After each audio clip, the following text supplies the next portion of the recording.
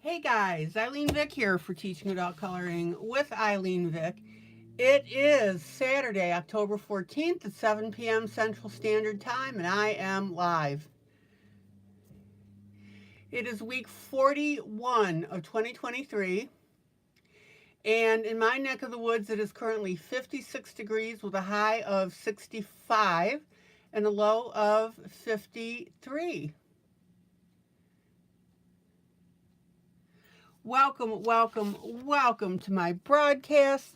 I'm here for the next 3 hours for coloring, companionship, chat, friendship, giggles, and laughs. Whatever else happens to come up, a little bit of off-key singing. But most importantly, teaching about coloring, of course. Well, not most importantly. I want people to feel like they have a place to come to. All right. Welcome to my YouTube peeps who come in and chat with me while I'm broadcasting. That's always fun. Welcome to my Facebook peeps who will be seeing this broadcast when I download it into my Facebook group, Teaching Adult Coloring with ILene Vick. And if you're new, I always do a duet piece from one of my coloring books. We are currently working on this cutie pie. And this is from my newest book, Cutie Halloween Jubilee Volume 2. And it's just been released. And if you go into the group, the affiliate, maybe it's, yeah, it's there. The affiliate link is there, and you can pick up the book for yourself. All right. If you're new, please don't be shy about saying hello. I promise I don't bite.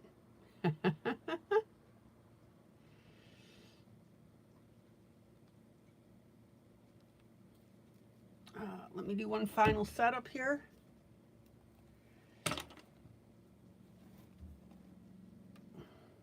And if you like this broadcast, I would appreciate it if you would hit that like button.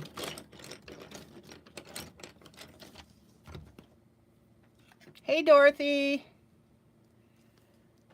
Dorothy,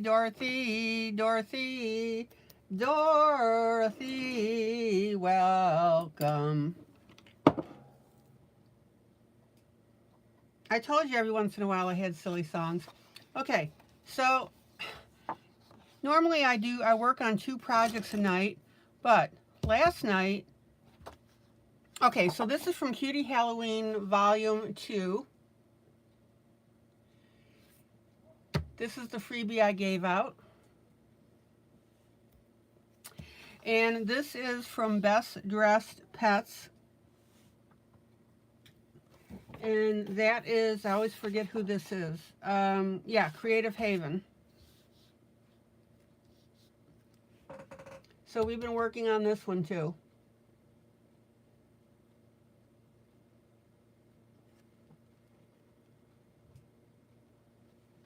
All right. So let me start out with this. Oh, so last night, as I started to say, but the thought kind of disappeared. Last night, we got so involved in this project that I didn't work on the other one. Usually I split it the time 50-50.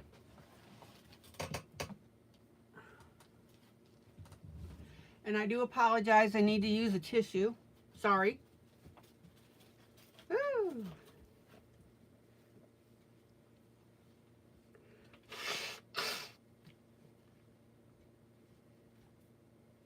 All right.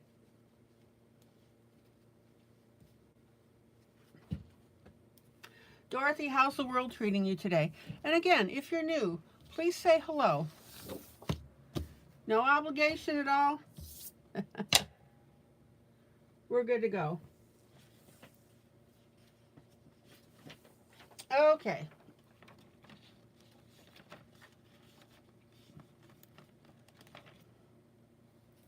So last night we worked through the hat.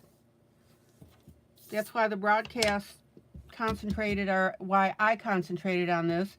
And we did the hair. We did the hair and the hat. in a little poofy dress. And now I'm ready to work on the outside stuff here.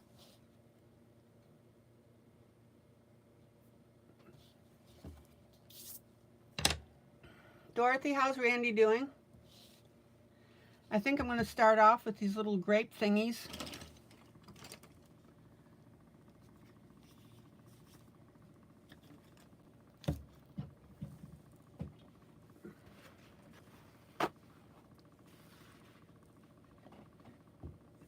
Now, just to let you know, here's my scratch sheet, but I always get a paper towel and I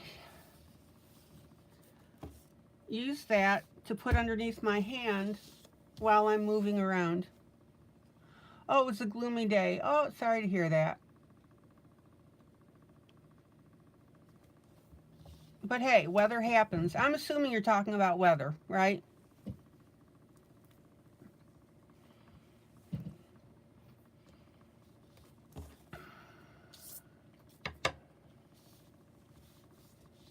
Okay, so I'm going to work on my little berries here.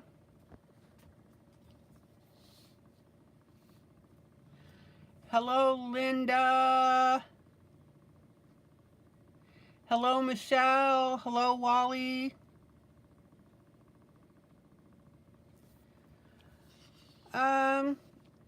Dorothy, I went with a light purple. Kind of a purplish gray.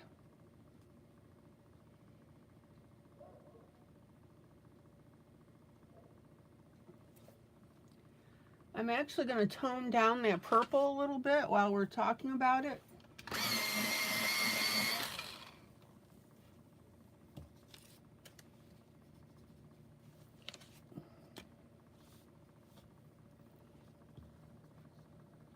And I just realized that I put the eyelashes on one side and not the other.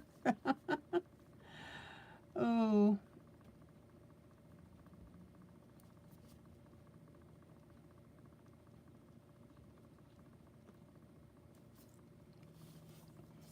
I'm going to pull a little bit of gray into this.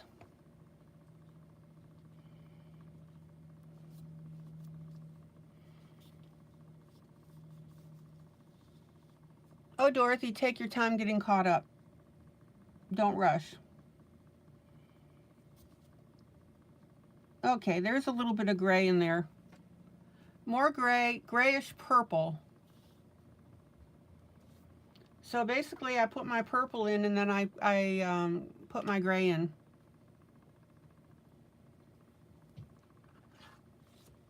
Yeah, let me go ahead and do the other side of the eyelashes now that I noticed.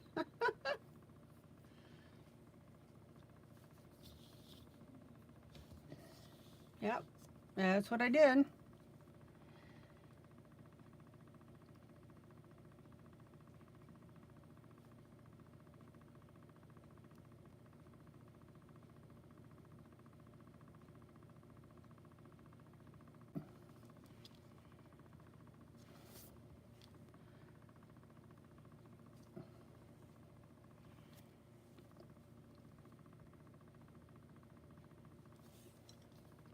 Okay, now we've got it on both sides. Oh, she's absolutely adorable.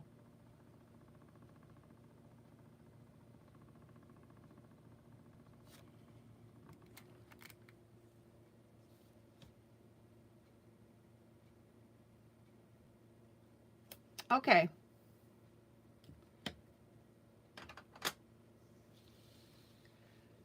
Now, let's get going on these little berries here.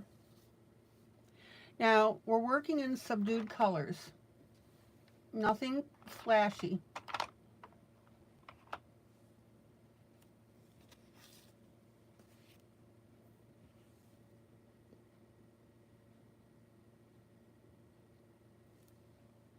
So I'm going to work in a reddish brown.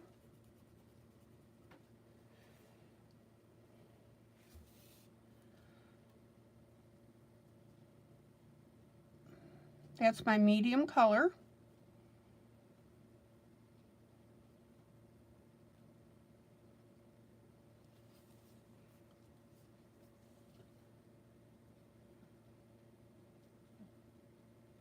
Now when you have a small area like this, just do your teeny tiny circles with your pencil.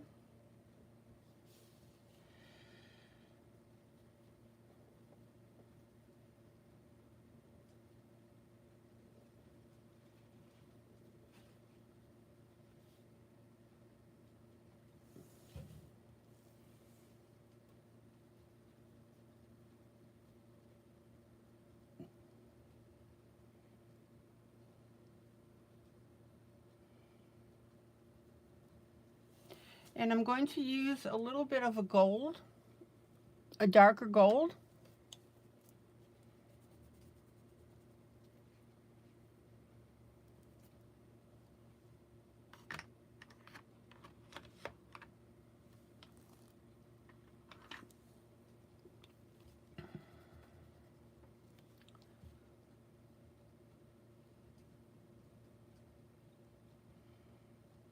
And we'll go around the outside with that.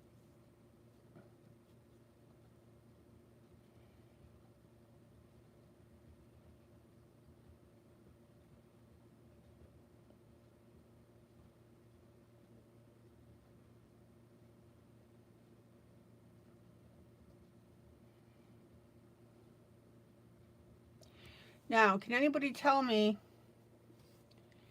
Hi, Julie.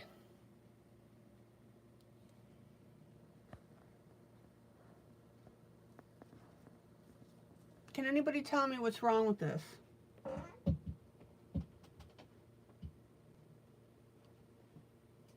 I'm talking about the berries.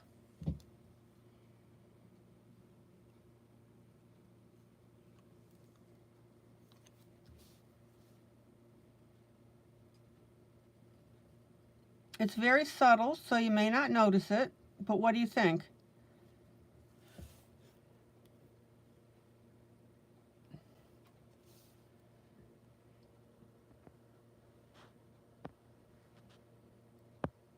And the answer is that white is sticking out like a sore thumb. So I'm going to take my tan, my gold,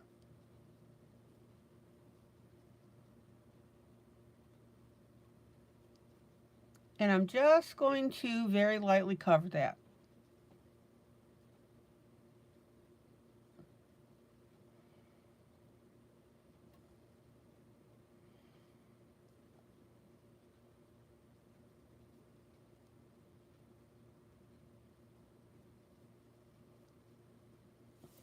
How cute is that?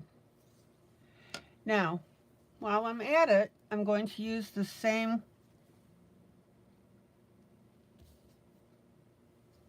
light brown.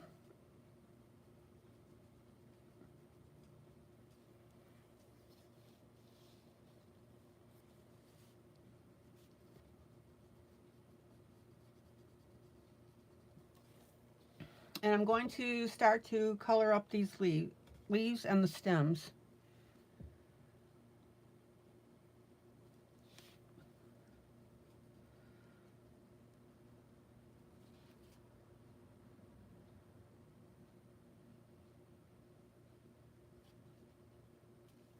So there's my very light color. Then I'm going to come in with a little bit darker brown.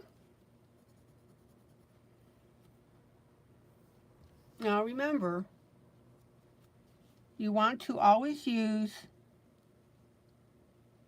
more than one color when you're coloring an area like this.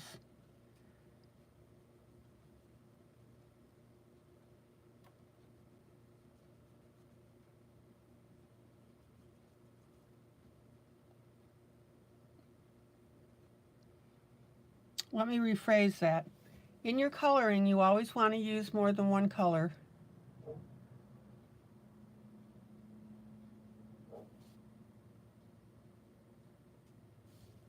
All right.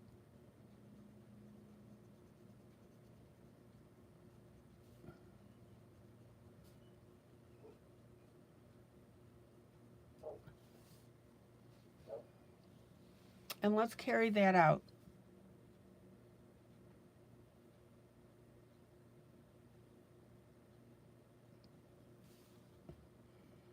Any area that you're coloring, you'll get your best look when you use multiple shades.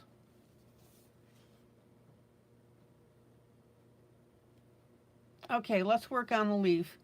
Looks too much as the dress. You're talking about the berries?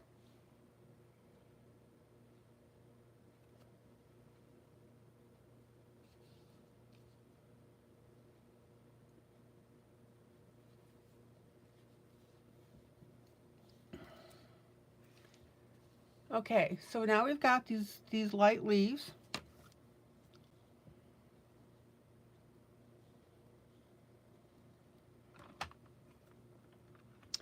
And I'm going to come in with a light pink.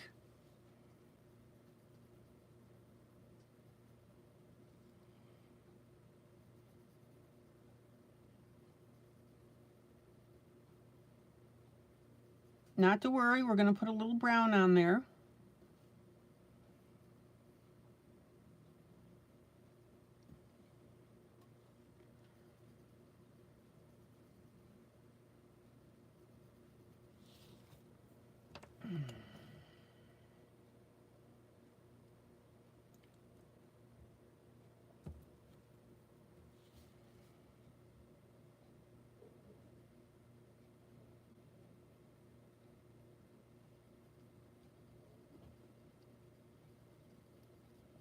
And I'm just putting in, oh my gosh, hardly touching the paper.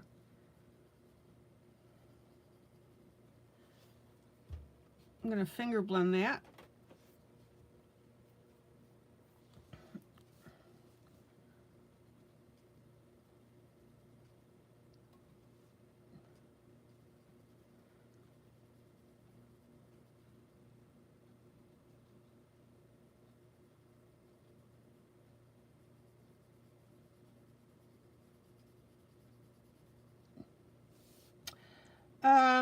I don't know if that's just the look on the camera, Linda, but it looks pretty distinct.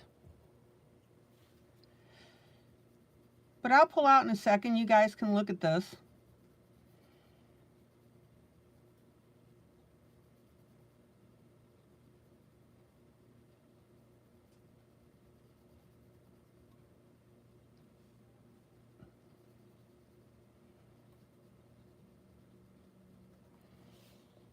And I'm going to put in a little bit of orange.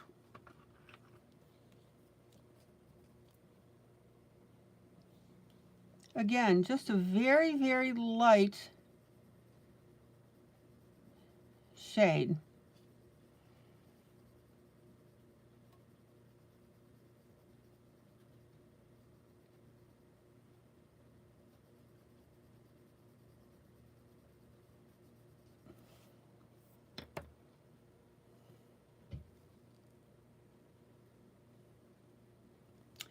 And then I'm going to take my blender pencil and very lightly, again, hardly touching the paper,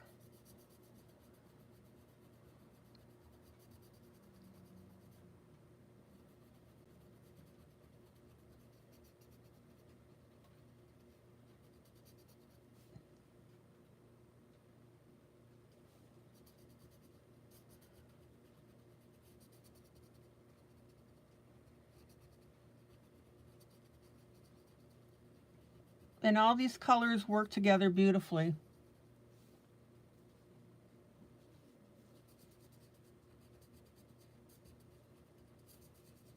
Okay.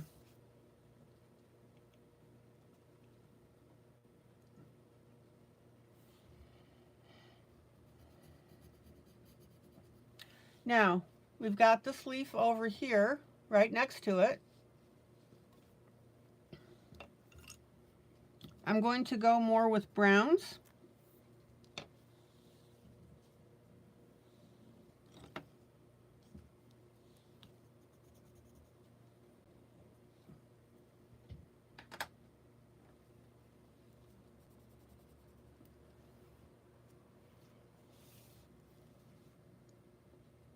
We've got our dark for our dark, medium, light.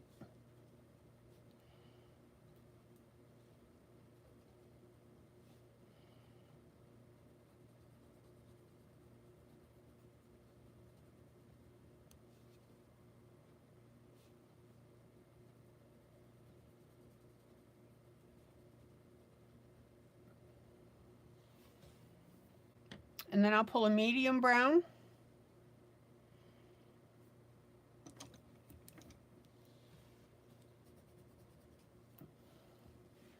Actually, I'm going to go with my light first.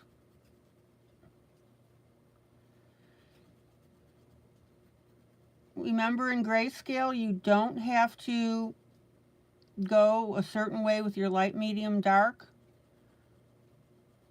Whatever makes it more comfortable for you to see what's going on.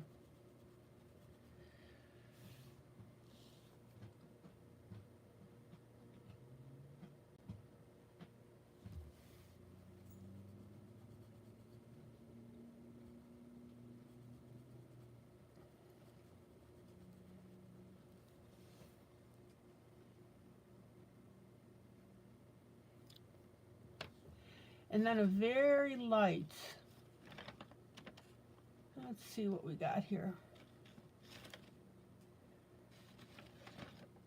Excuse me, I need to move something here. Sorry.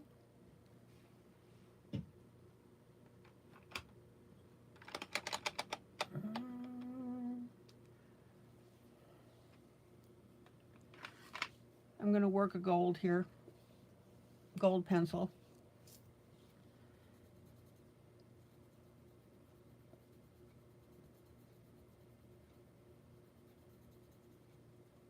Now notice that I'm back blending over my previous colors on the leaf.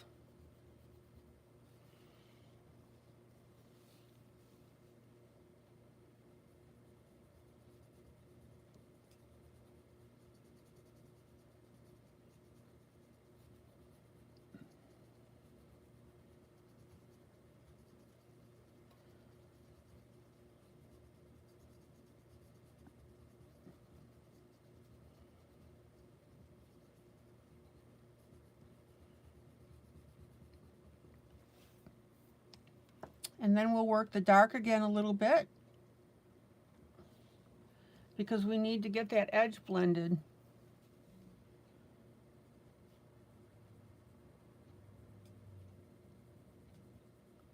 Remember, when you're blending, you want your one color to seamlessly disappear into the next. That means no harsh edges.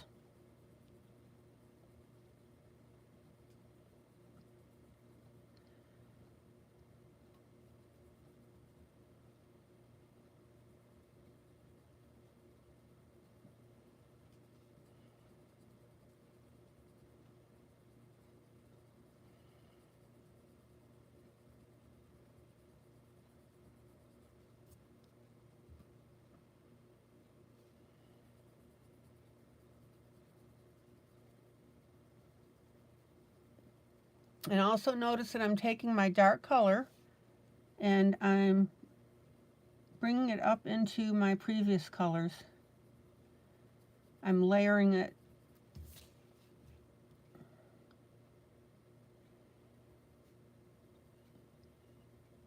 To give me that multicolor effect.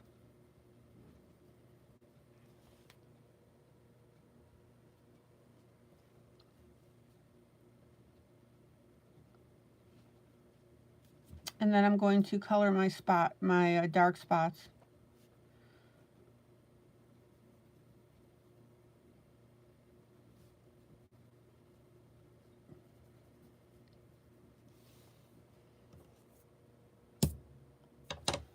Okay, let's pull out and take a look. Check it out.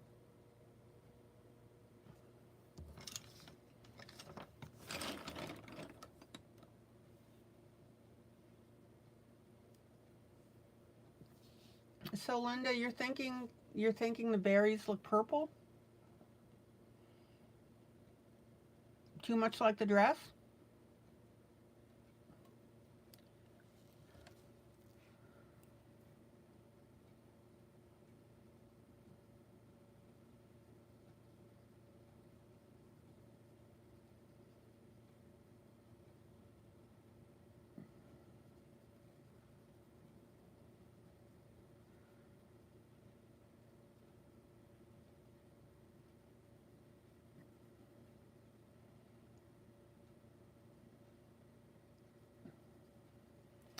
Okay, let's work on the next leaf here.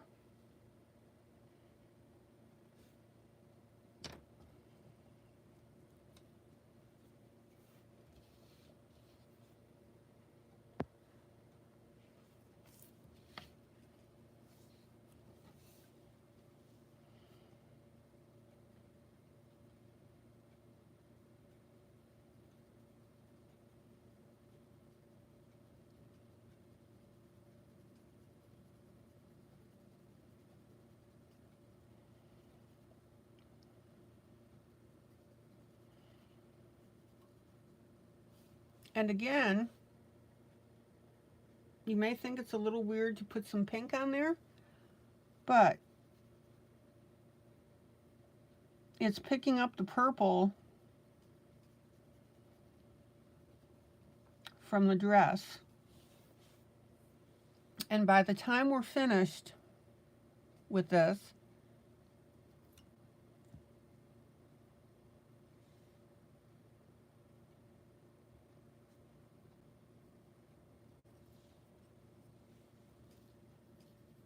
you're not going to really see this as a purple leaf. Okay, so now we'll bring in our orange.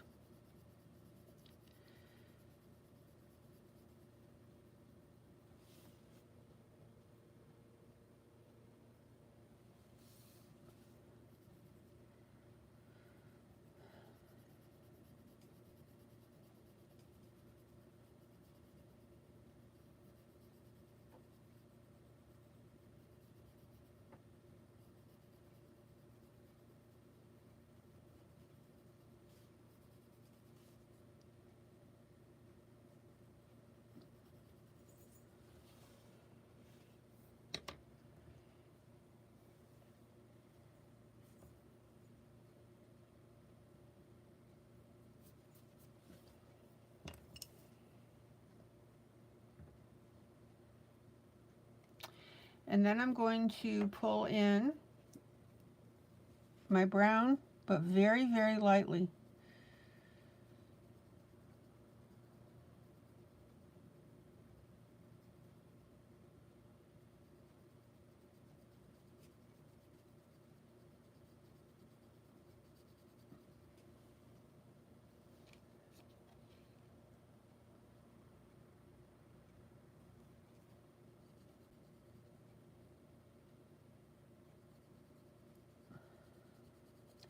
Linda, what you're seeing is because I have colored the leaves this brown and my berries were a brownish red,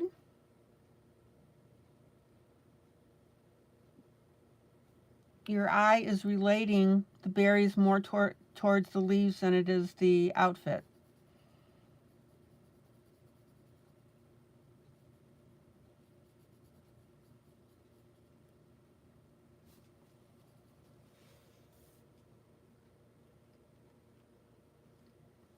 Okay.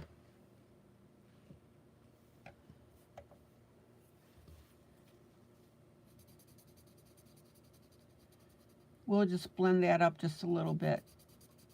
Don't get carried away with your blending, guys.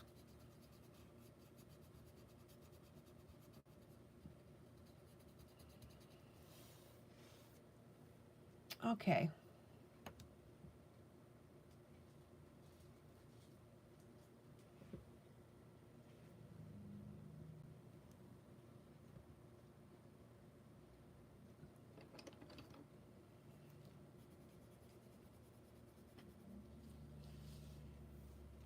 And then we've got a leaf over here.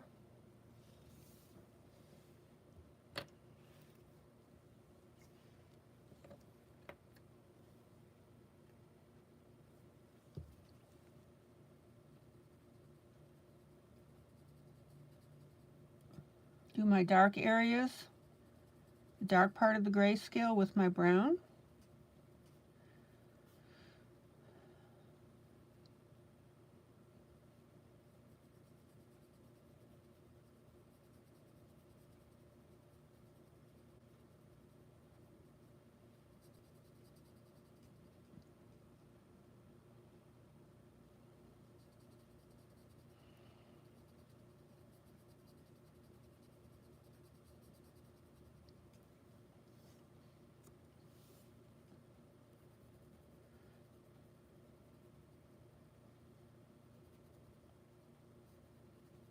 And then I'll bring in the gold. Let me sharpen, hold on.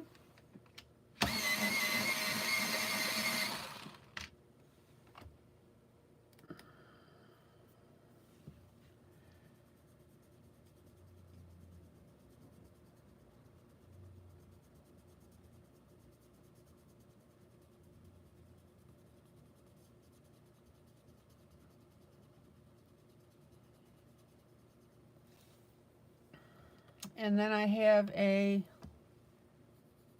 light brown.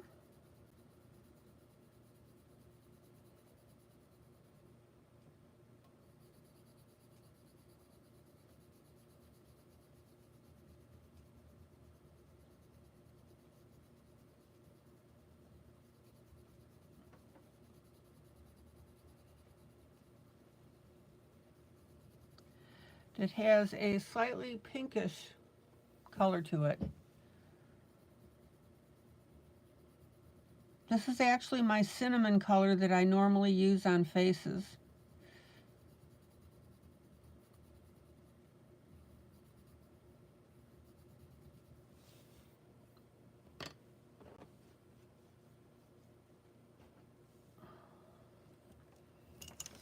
Now let's blend up these edges better.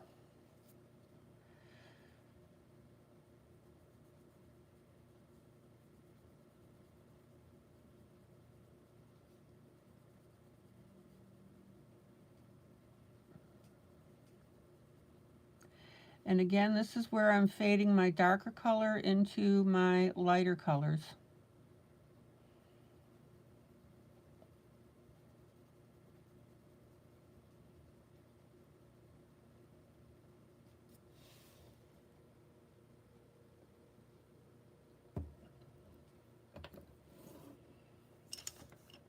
Any questions?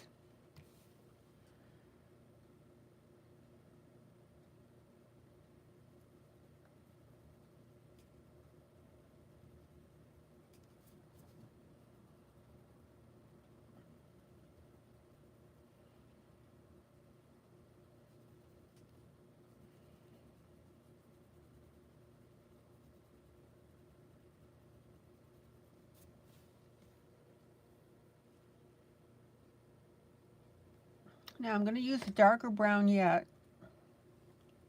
I think I'm going to use a Payne's Gray.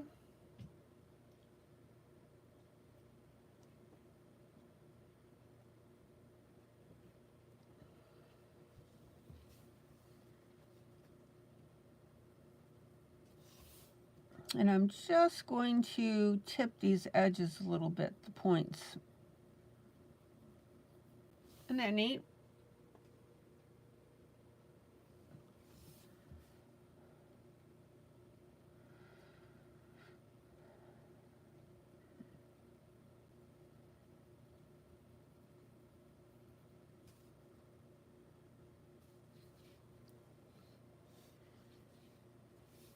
Let's put a little bit of here.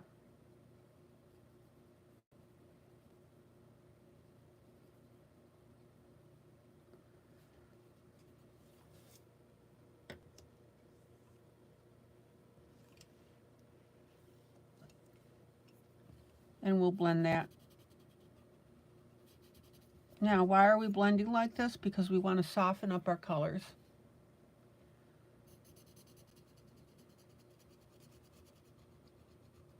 And by softening them up, what I mean is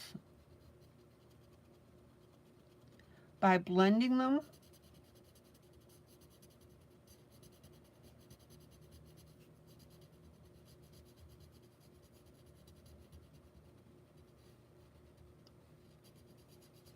it gives us a really nice soft look. Not a lot of detail on the veins.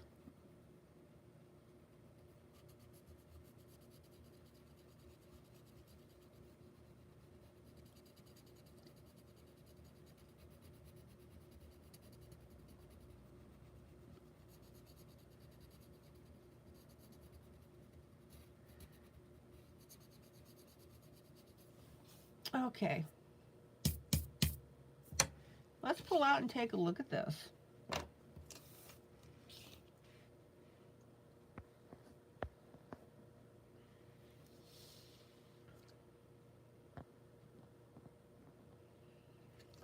Isn't that pretty?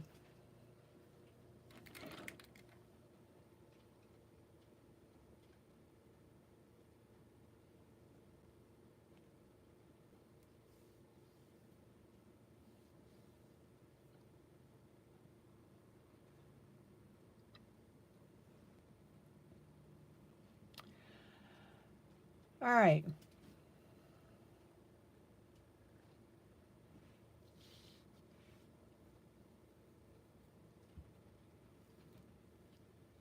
Now my last step with these leaves that I just did, I'm going to use my Faber-Castell 103, which is an ivory.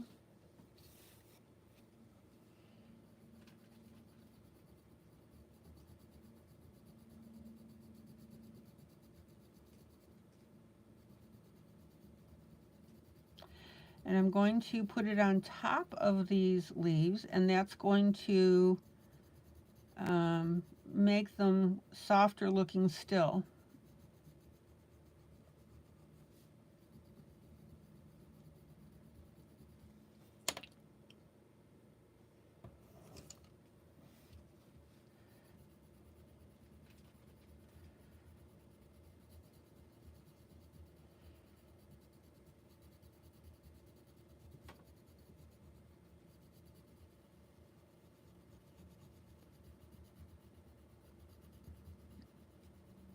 What I'm basically doing here is I'm toning down the intensity of my leaves. And on top of that, putting this ivory on here is blending my colors. Now be careful that you don't overblend, otherwise you're going to get mush, meaning no definition.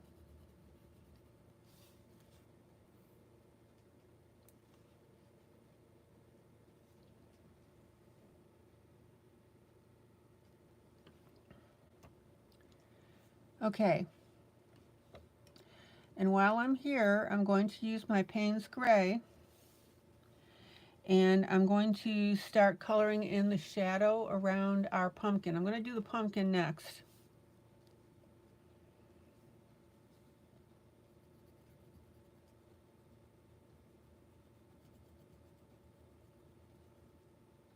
But we want to get our shadowed areas defined.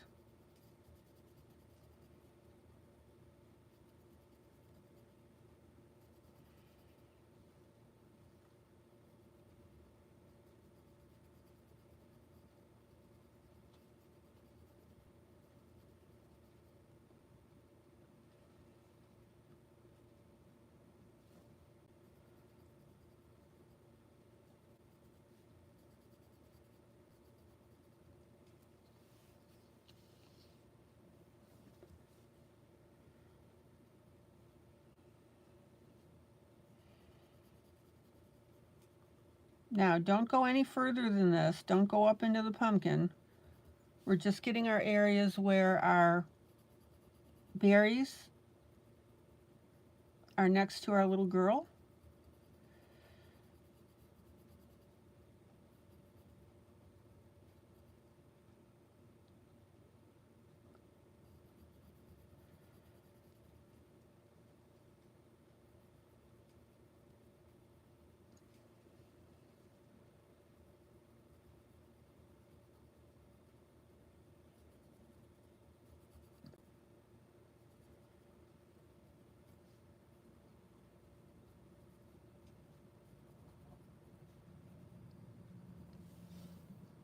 Okay, now we're going to leave that sit for now.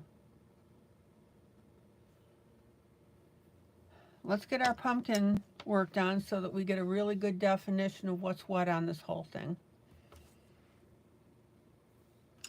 So when I do my pumpkin, I'm going to pull out a yellow,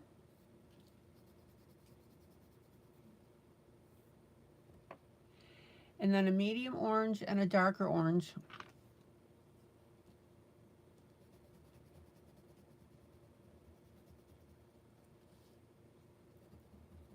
And I'll swatch these for you so you can see. Let's see what we got here.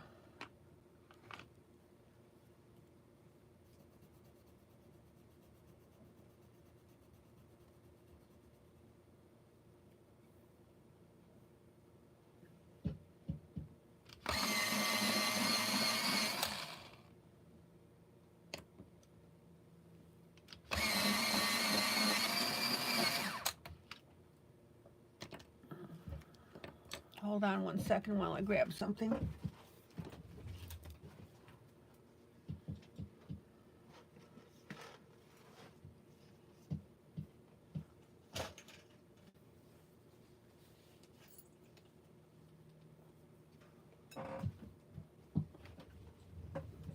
Okay. So let me swatch my three colors for you. Here's my yellow. You can see that it's pretty vibrant.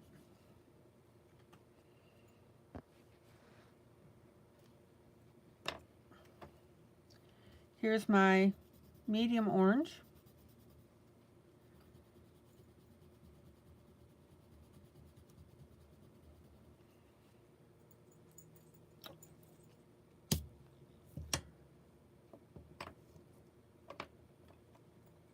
And here's my darkest orange.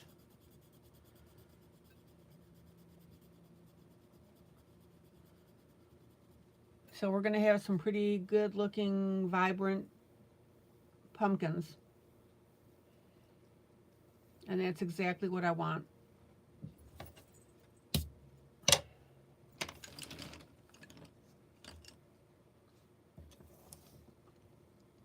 Welcome to anybody new that's popped in.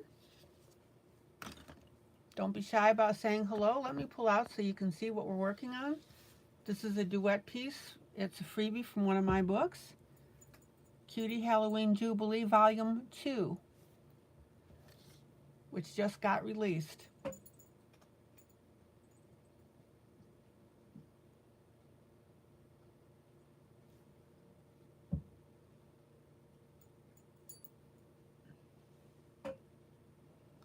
And this is a freebie piece. I always give away a freebie for you guys to color with me while I'm live. Oh, hi, TS.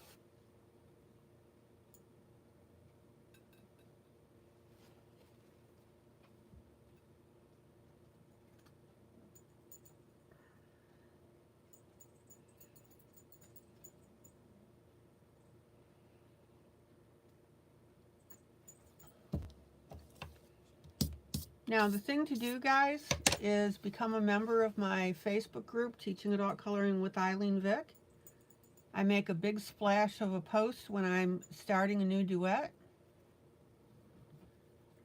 Oh, we've been having a lot of fun, TS.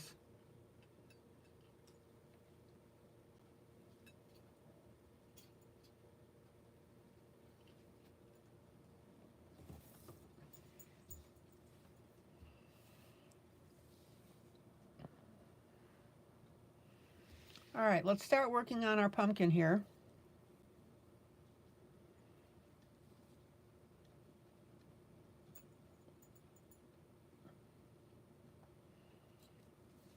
So we'll start with our light part, which is our yellow.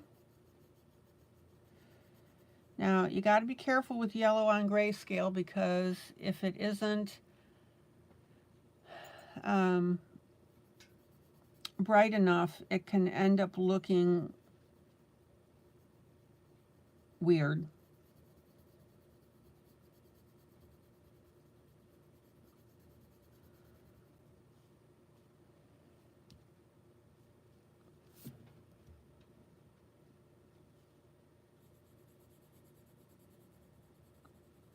So TS, do you adult color, or are you here just to see the pretty pictures? Which is fine too. That's what people do. All right, now we've got a little bit of a yellow shade here in the center where it's light. And have you done grayscale before?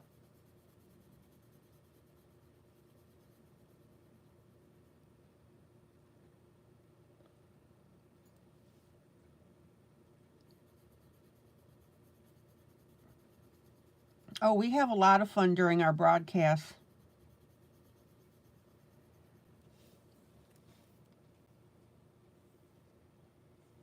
So there's my light. Remember, we're working light, medium, dark. You have several adult coloring books and want to do something fun with them.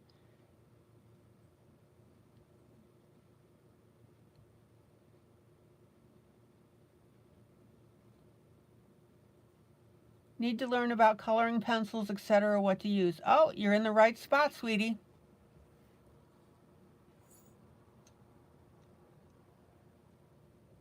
Oh, it's very good for technique. Heather Marie 82, hello.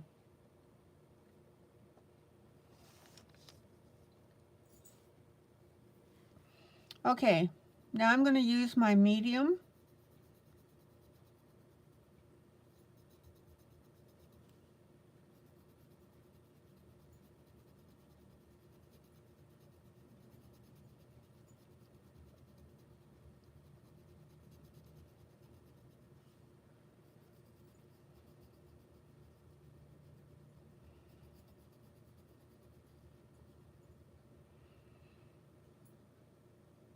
TS, how long have you been adult coloring? Are you new?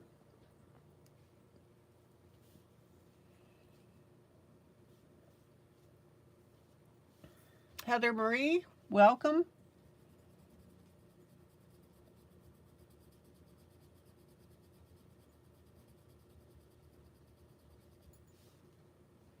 So we've got our medium color.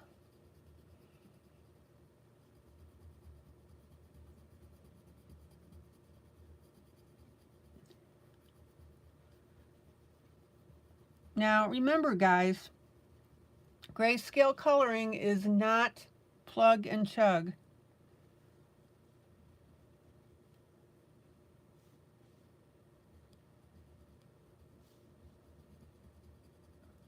Just the opposite.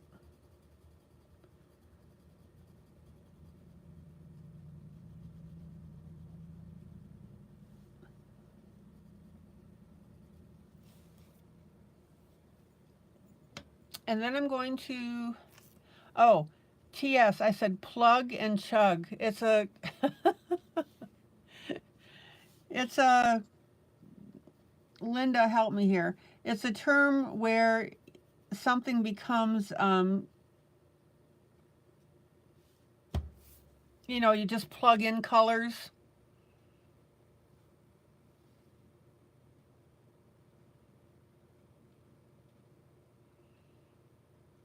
In other words, fill in the blank.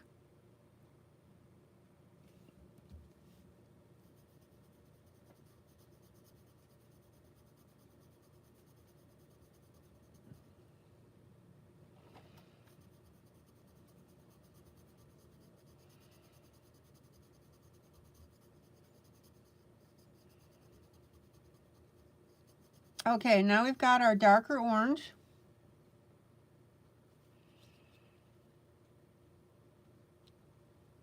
TS, no, I do not always go from light to dark.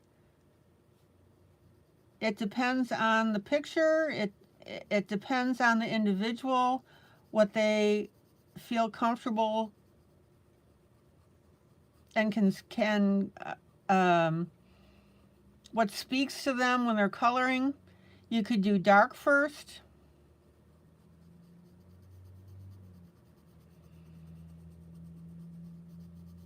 You could do medium first.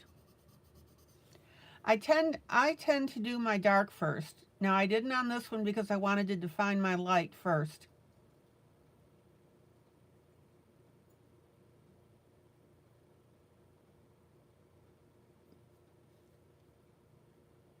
Heather Marie, how long have you been coloring?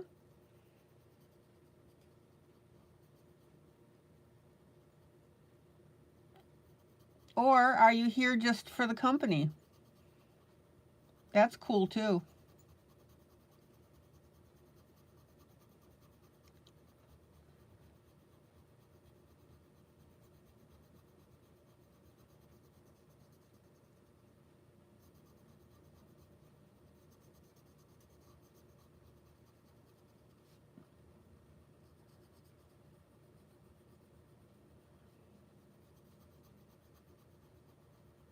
Okay, so I'm using my darkest orange.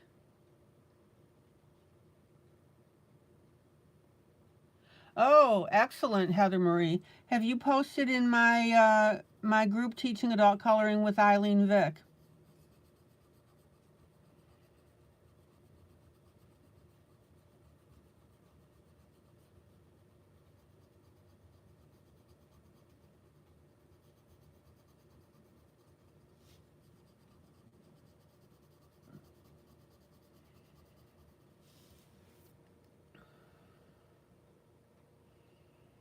Oh, you've never heard plug and chug? Okay.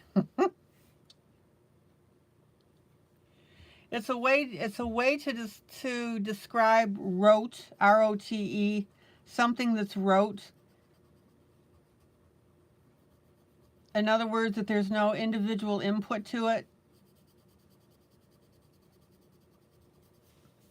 Okay, now I want you to notice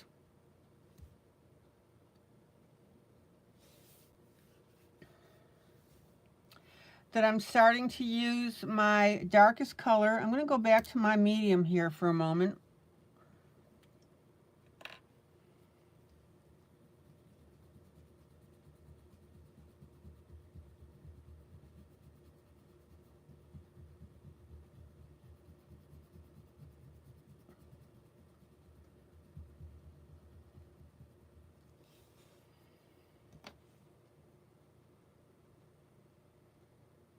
Oh, you did join the group. Okay.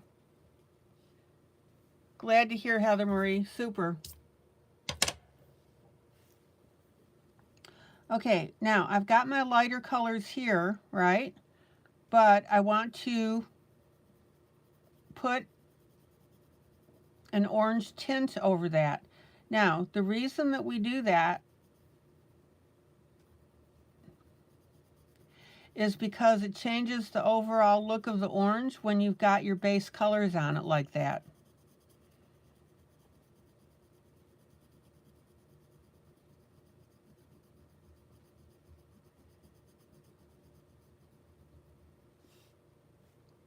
Now, notice that my area down here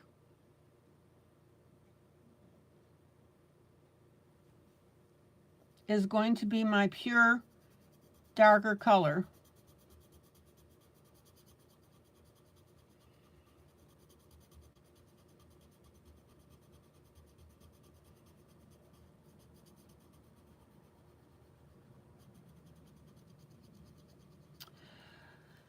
Well, TS, you can use blending stumps. You can use your finger. Oh yeah, it's used for blending and it's used for the color change.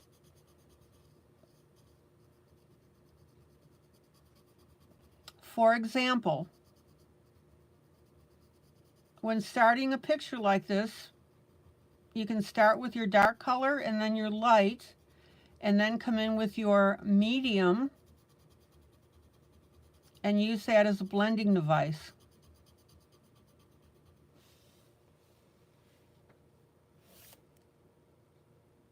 So yes, TS, we're using it for color change and blending.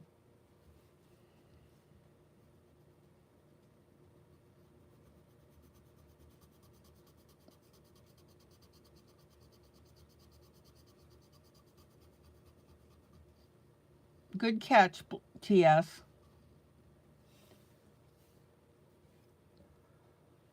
All right, now I got a little bit of orange on my bonnet here.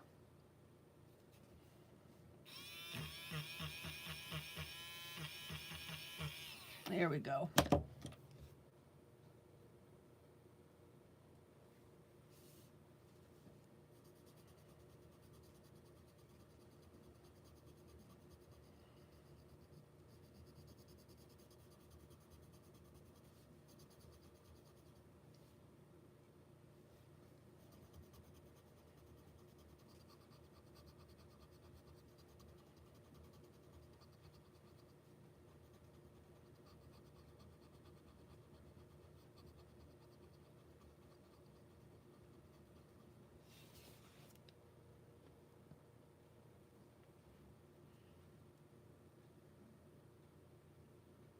Oh, that's my electric eraser.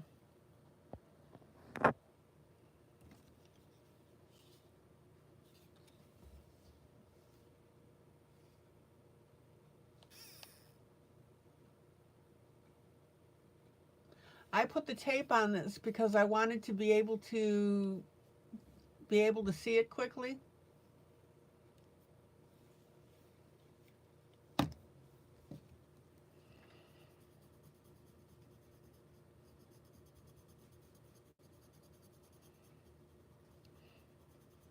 Heather Marie, what kind of things do you like to color?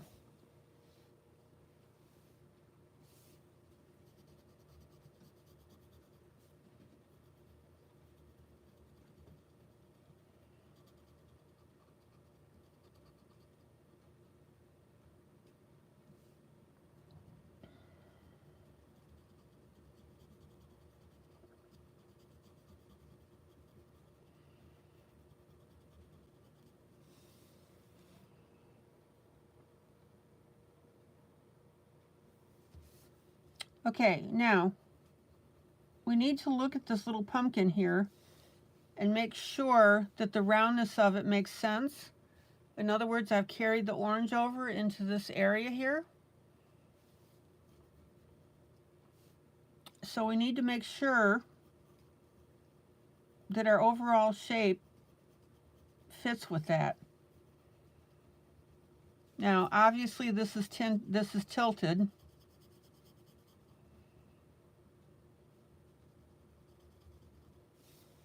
I'm still using my darkest pencil.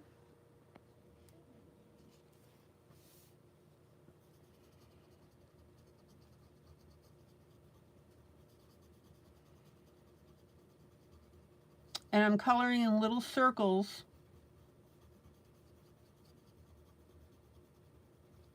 to get that uniform coverage.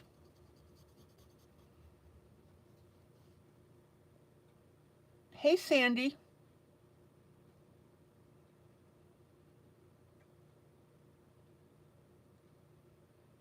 Heather Marie, your favorites are people and landscapes. All right.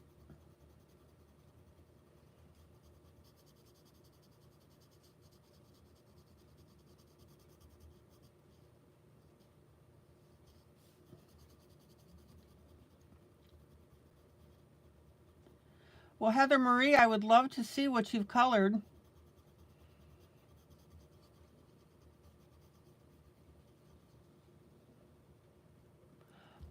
I'm coloring on cardstock right now. I've used Nina paper, TS.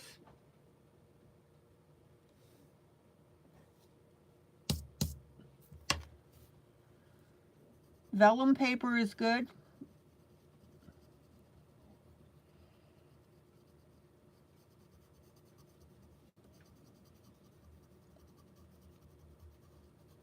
I'm about to change up my paper because I'm actually running out of cardstock. All right, let me pull out here.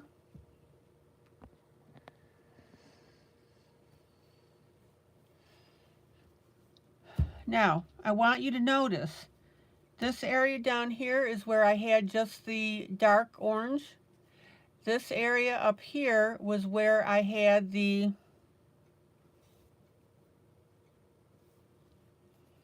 medium and my light colors. Notice the difference on the orange.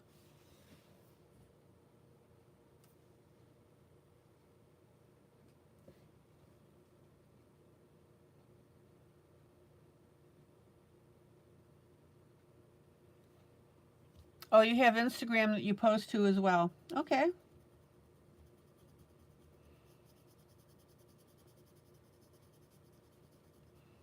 Yeah, I post to Instagram as well. So, Heather Marie, what brings you to my broadcast?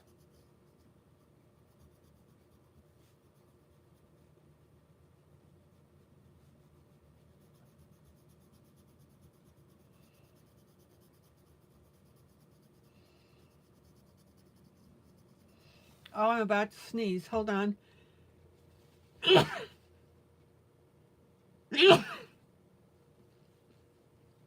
Excuse me.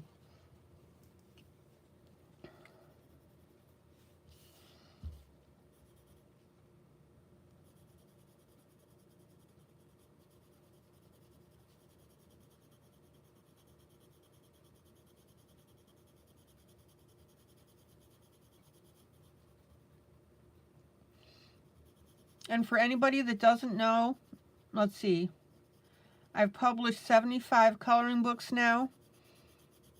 They're available on Amazon.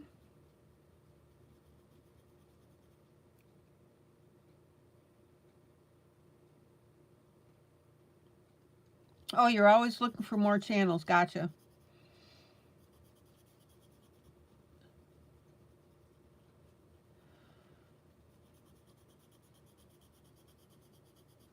Now, notice how I'm toning down this yellow with this orange?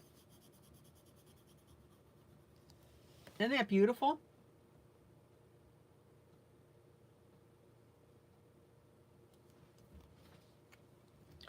Including this light area right here, this white spot.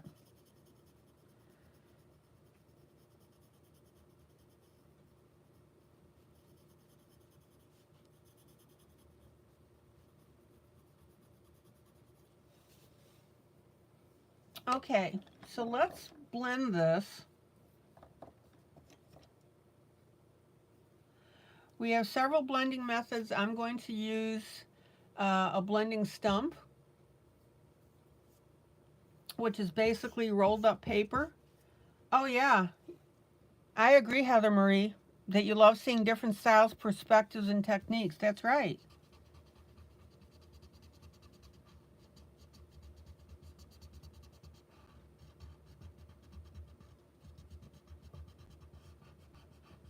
Guys, what's the #1 skill to learn when you're doing colored pencils, coloring? It's a fundamental skill. My regulars should be able to answer this very quickly, Linda.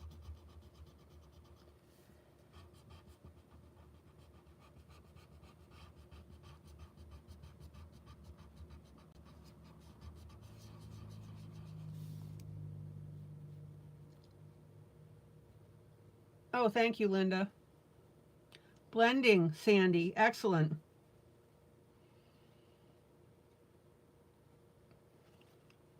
Guys, you've got to have your blending skills up to par. I would rather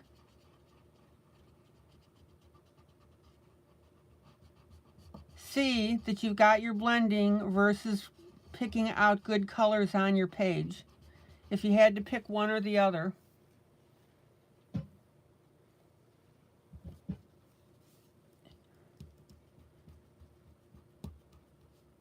And the definition of good blending is what? When one color seamlessly disappears into the next. And see how that's happening here.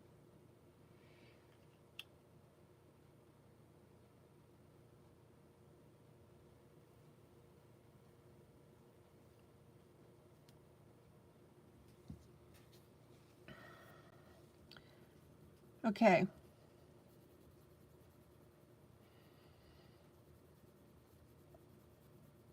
Now I'm going to use my yellow here just to brighten this up a little bit.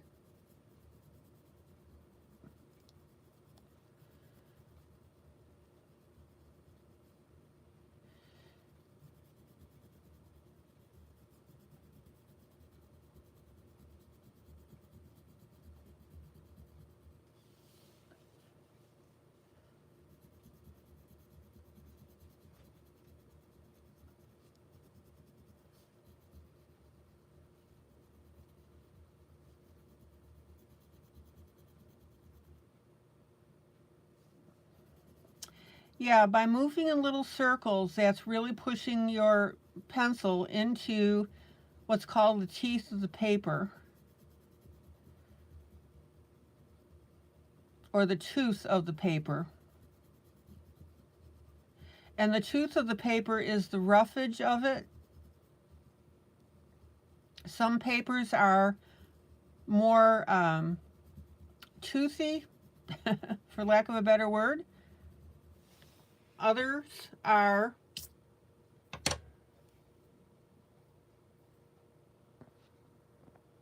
smoother.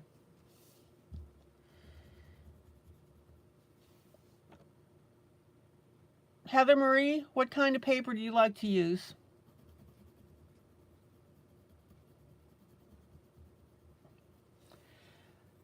All right, let's get the very top done here. That's bugging me.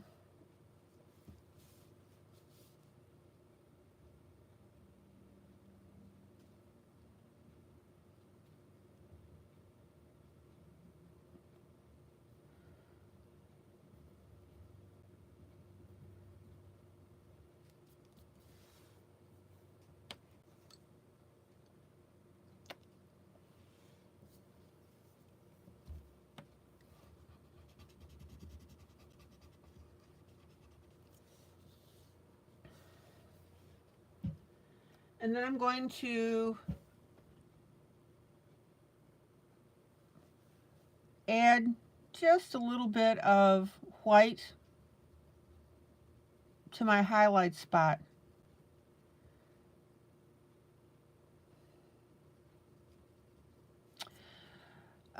Yes, TS, and at some point in time the paper will not take any more wax pencil.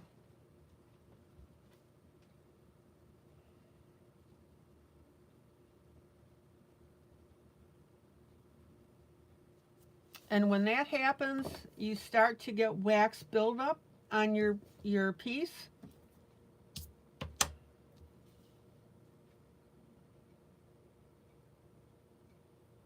Now I'm going to use my finger to blend. Some people are surprised when I do that, but it works beautifully. Right now, TS, my pumpkins are reaching the point where I really can't put any more on top of them. Heather Marie, you like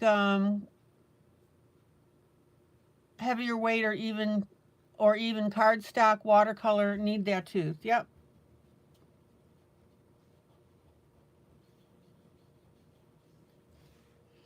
All right, let's pull out and take a look at this. Check it out.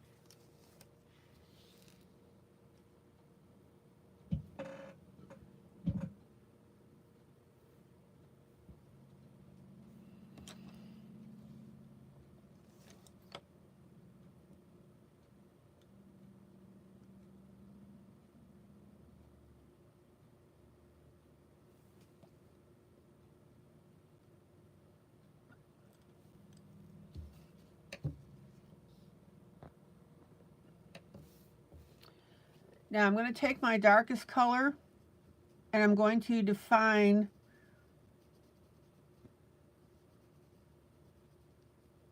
my pumpkin lines a little bit more. But like I said, this spot can't take much more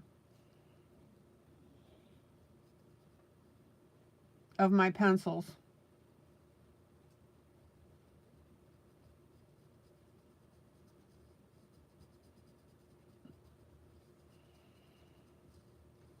And notice how I'm shading around the edges over here to give that a rounded look.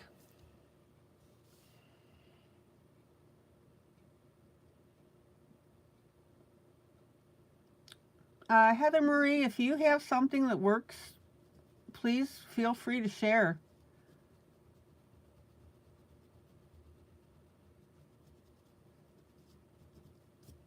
I'm all about sharing as much information as possible.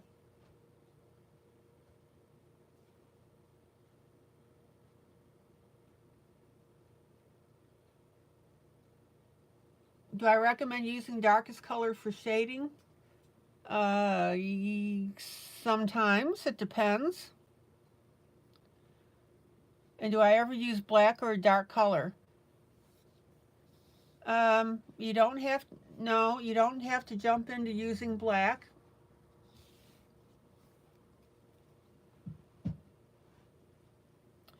But sometimes what I like to do is use a color. It's a Faber-Castell color that I really like, and it's called Payne's Gray.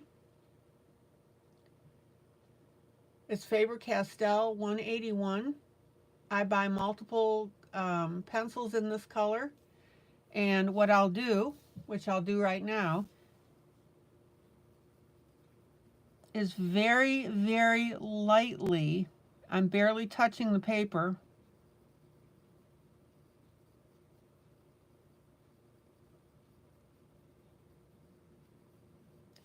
is pop in with that gray.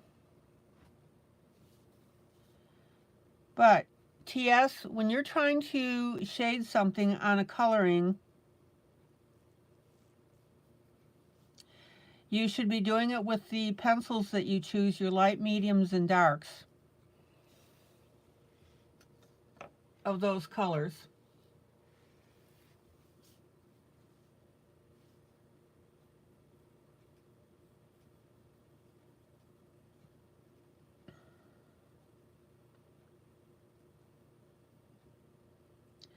Now, when you start a coloring, you always tint in your colors, and what that means is you come in lightly. Don't pile drive your pencils into the paper.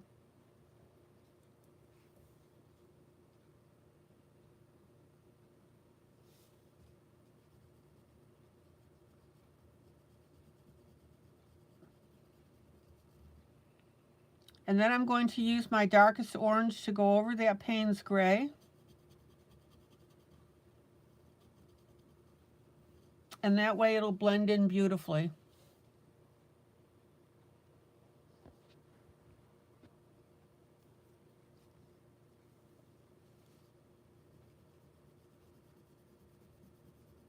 Payne's gray is not meant to be used all the time, TS. Don't think that.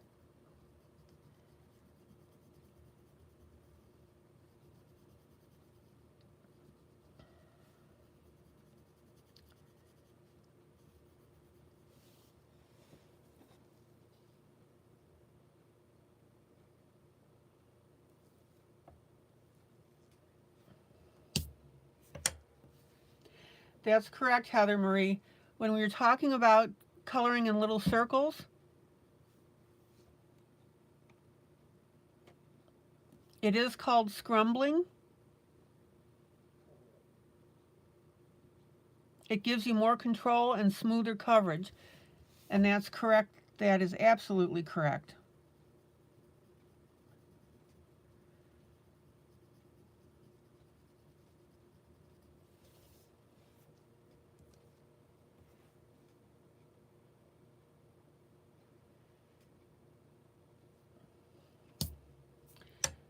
Yeah, but TS, I don't want you to get the thought that Payne's gray should be used all the time.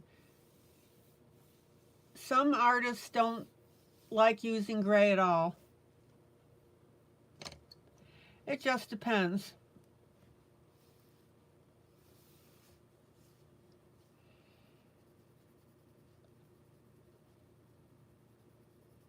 Now, I'm going to use my Payne's gray near the bottom of this pumpkin because I want to shade it a little bit more. And again, I am barely touching the paper with it. Listen, guys, when you first apply your colors on your paper, do it lightly, and the way that you darken something is you darken it with repeated strokes. You don't come in gangbusters the first time.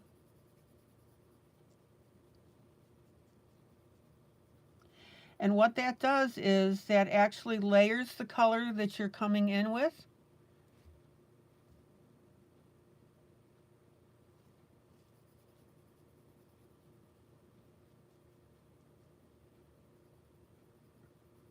By coming in lightly, you're layering. And then by going back over that same area, by coming in with your light color,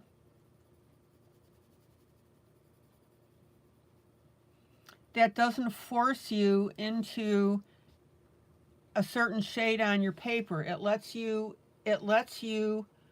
work into the shade that you want. If you put a dark shade in first thing, you've committed.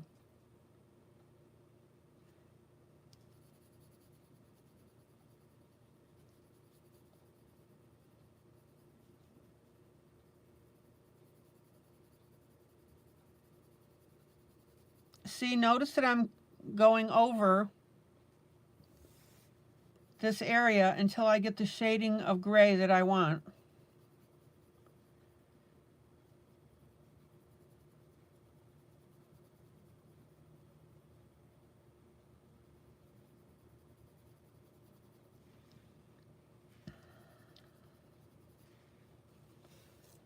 All right.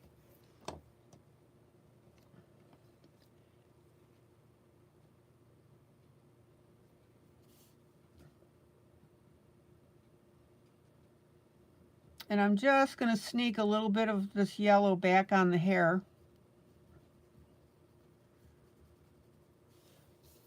Where I lost that curl a little bit.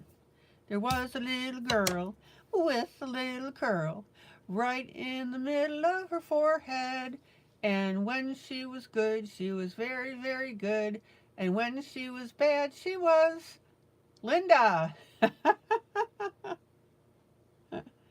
Oh, we get silly. Shading, oh, listen, TS, once you get your shading down and blending, that's where you're going to really start noticing your differences. So check out the difference between this pumpkin and these two over here.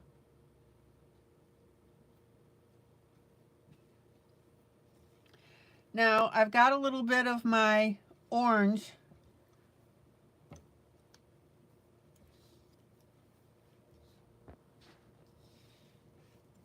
off to the side here. So I'm just going to use my eraser here and just get rid of that. That was because I did a finger blend.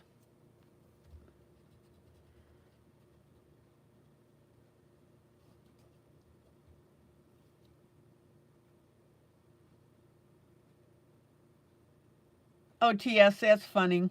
Funny. Heather Marie, have you ever used eyeshadow for your backgrounds?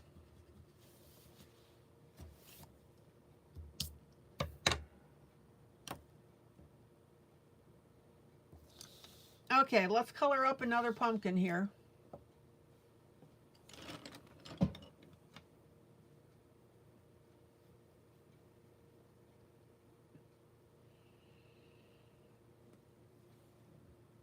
Oh, they always had a twinkle in their eyes, but I think they sort of meant it. So TS says, oh my gosh, that's what my parents used to say about me, the little girl with the curl.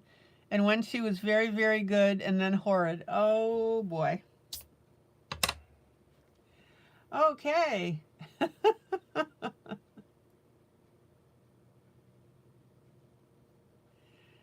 Okay, Heather Marie, you've used eyeshadow? Good.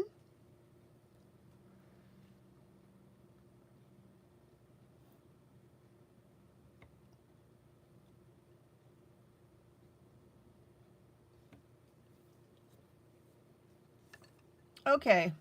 I'm going to start with my dark.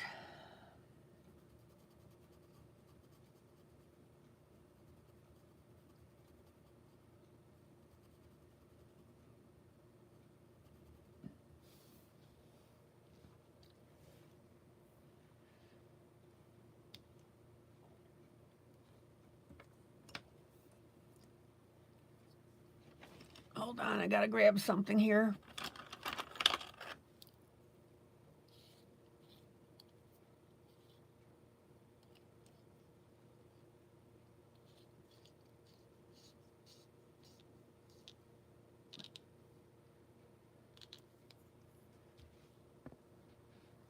And then I'm going to do my medium.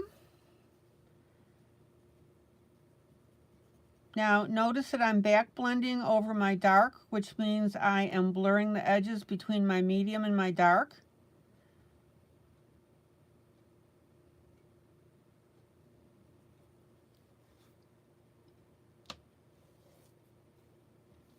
And then I'm going to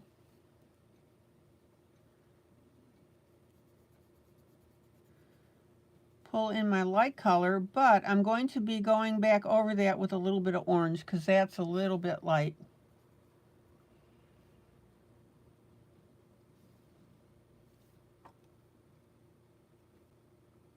Heather Marie, do you want to explain the difference between pencils, oil-based, and water-based pencil or oil-based pencil?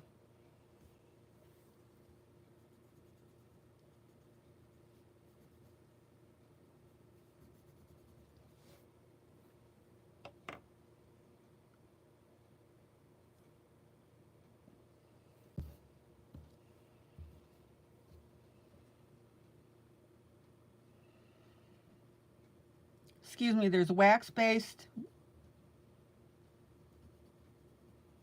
There we go. And oil-based. Now notice how I'm coming over that yellow with my orange.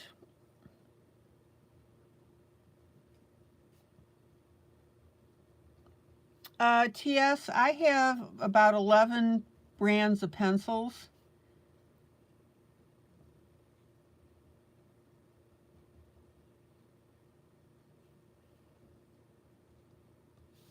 So some are oil, some are wax.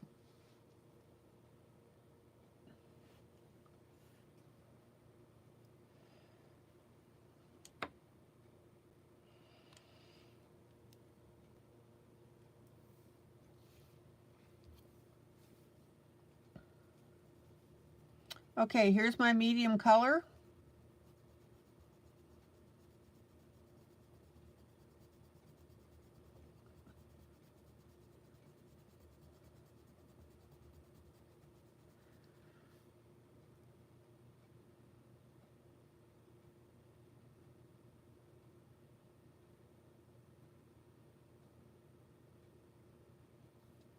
Thank you, Heather Marie.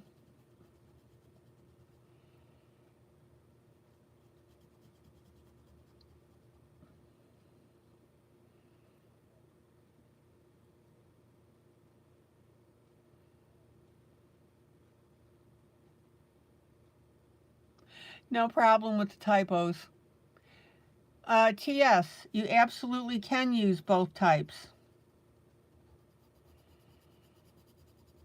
For example, Prismacolor pencils are wax-based.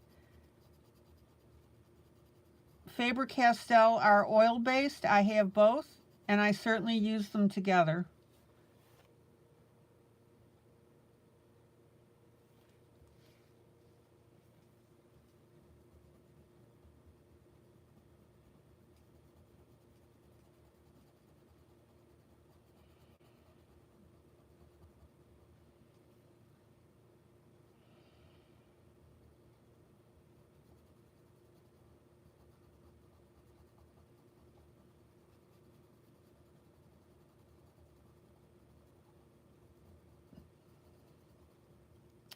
Now, guys, when you're coloring grayscale, I don't want you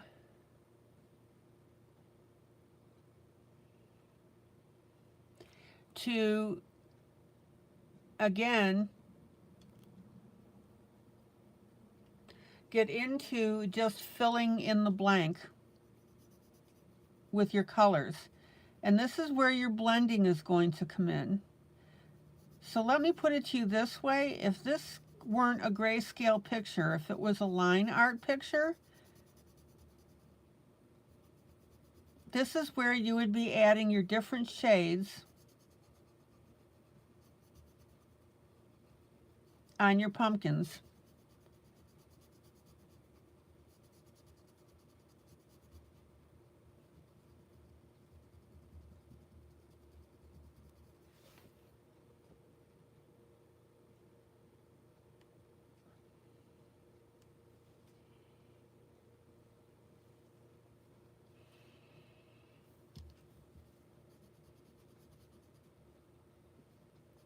So bottom line, I use both.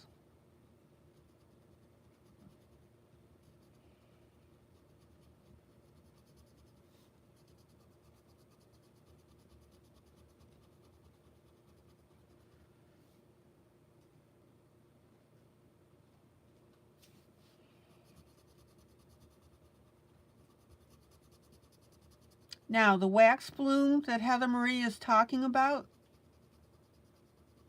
comes when you get too many layers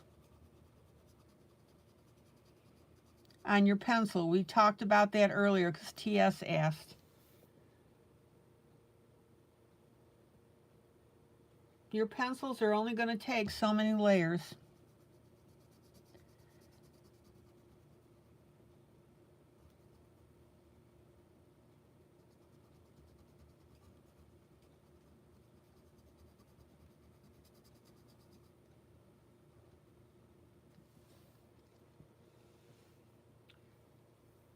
Kathy.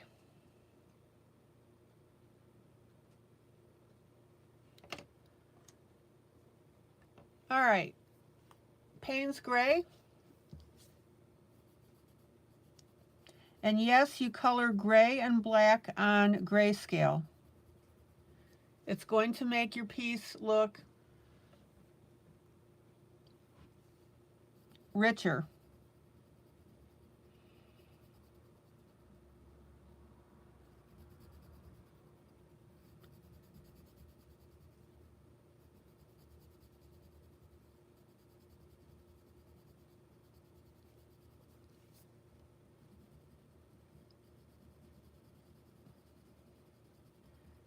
Check it out.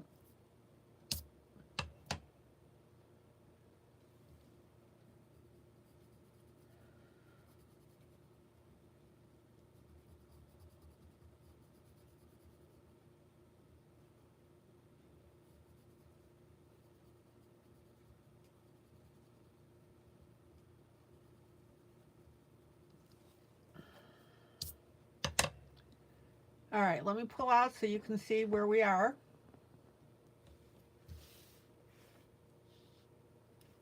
Now, look at the difference between this pumpkin and this pumpkin because I haven't added my layer of orange yet. So I used my orange over here where it was just the paper itself. Let me sharpen.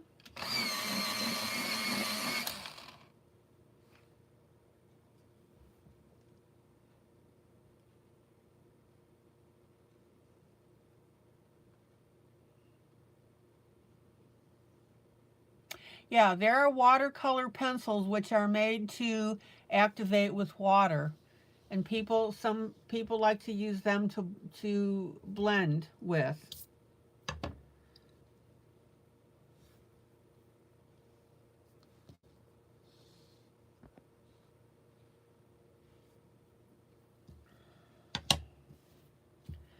Okay, so now I'm going to come back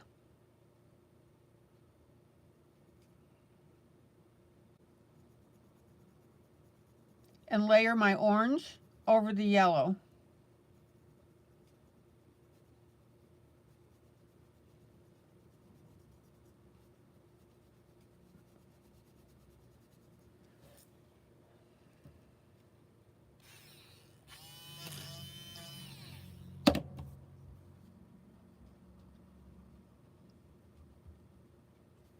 Got a little carried away there.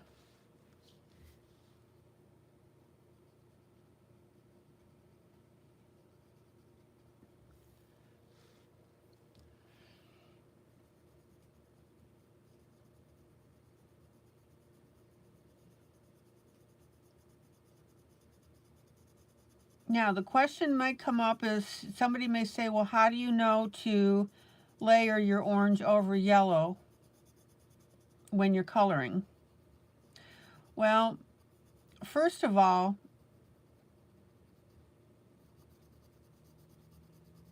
I could have simply just used a different orange, but I wanted and used orange without the yellow as the base, but I wanted to go ahead and put my orange over my yellow to create a brand new color.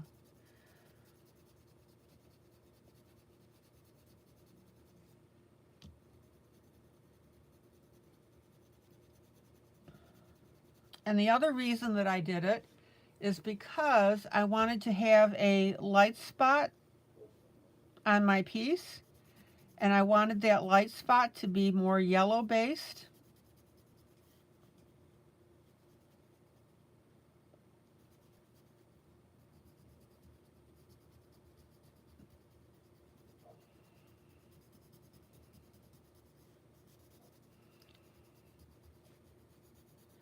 Now I'm very, very lightly, I'm just going to skim over the top and tint that spot, but I'm not going to color it in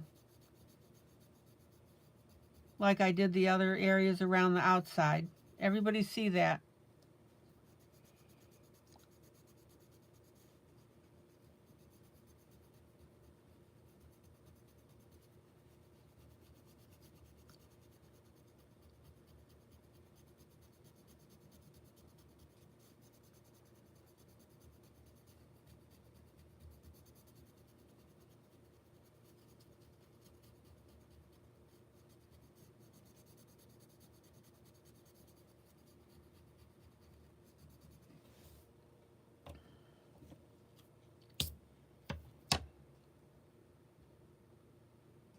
That's right. It's also good. It's a way to lighten the area, to be very subtle about it. Right. Exactly. Now I'm going to use my blending stump. I want to smooth that out.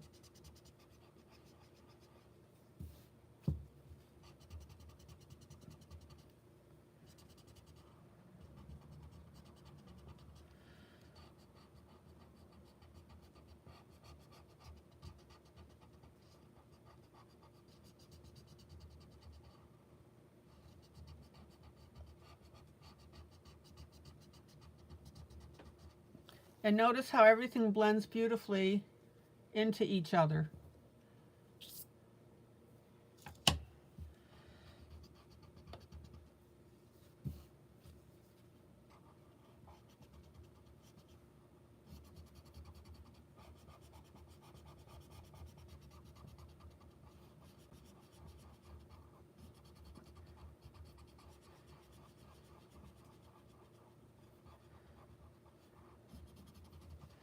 There you go. Now,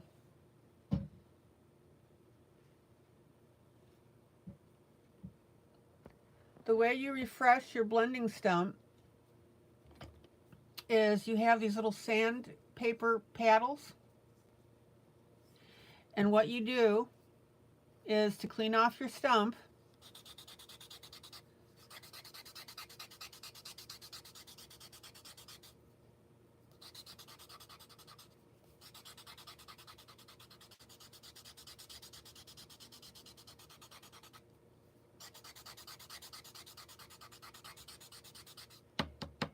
you do it on your sandpaper.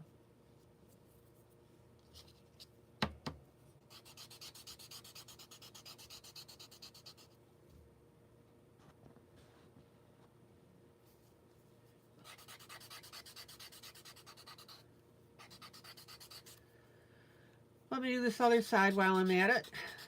Let me get that purple off of there.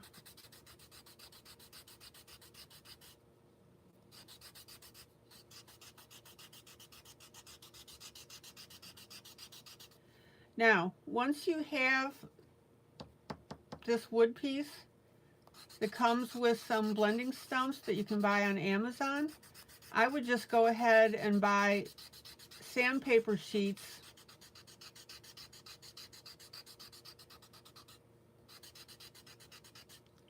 and use that wood. Let me brush this off now. Use that wood as a base. Okay. So see, we've got that cleaned off. I mean, you get a little bit of residue, but no biggie. We'll get a little more here. And also, it allows you to keep your blender stump pointed.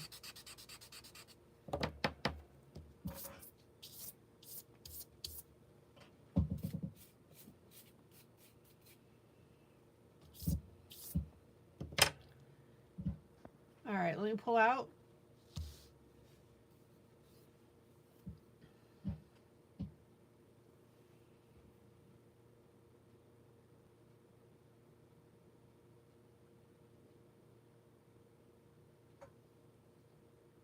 I think we're in pretty good shape. Now, the thing is also that Heather Marie made a comment. You've got to be very judicious when you use white on your sheet. Oh yeah, I mean, here are different sizes.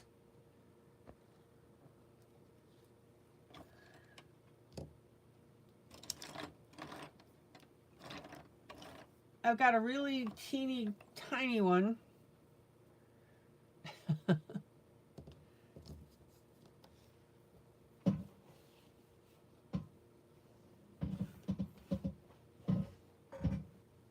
And you can get a variety, a set from Amazon, excuse me for reaching.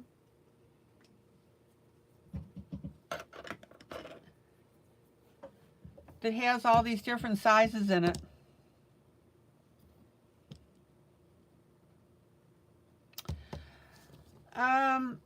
Heather Marie, I want to show you something. Hold on. I gotta get a piece.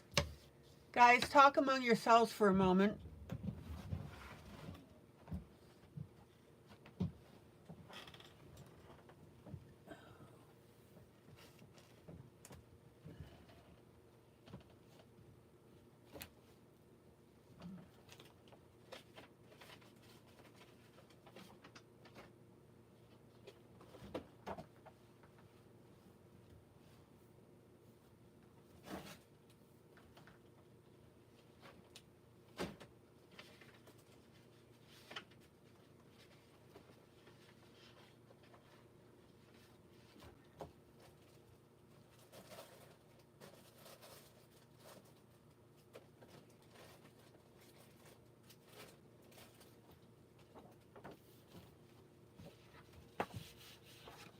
Okay.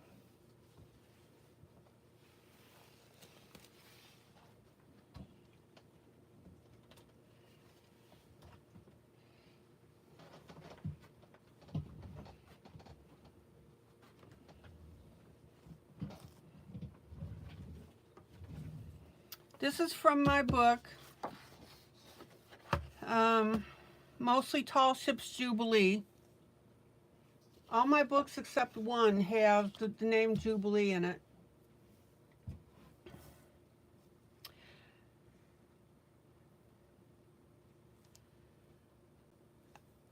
The method that I used on this,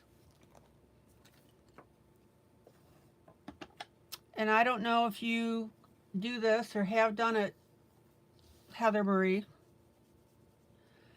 but what I did is I took the stump and I rubbed it on my eyeshadow and my chalk. Let's say my chalk. I've got Faber-Castell chalk. And I rubbed it on the Faber-Castell chalk, and then I used it like a paintbrush.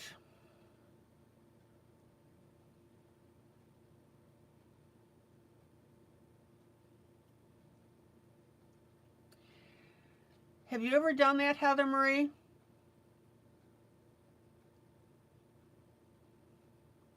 And it worked absolutely beautifully for this background.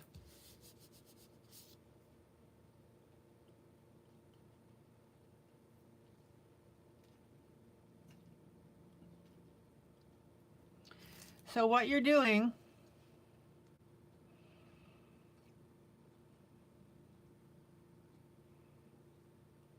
is you're literally using your blending stump like a paintbrush when you rub it on your chalk.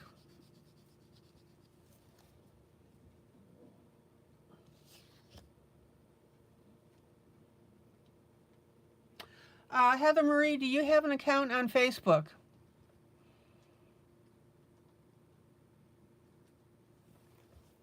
So yeah, we had a lot of fun doing this picture. It turned out beautifully.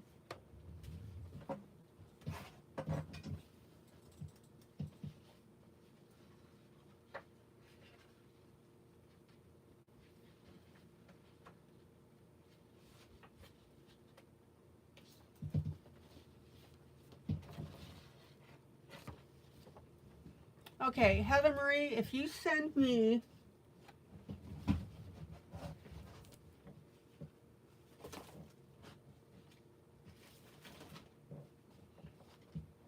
a text, you know, from through Messenger, I can send you the affiliate link to this book.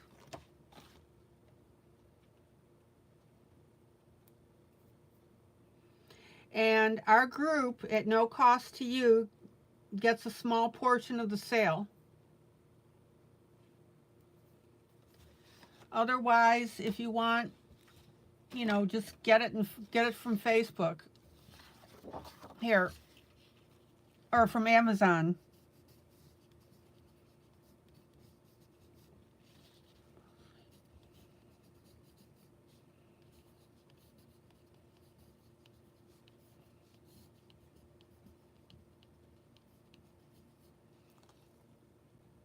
Any proceeds that we get go towards things that I, art supplies and stuff that I buy for the group.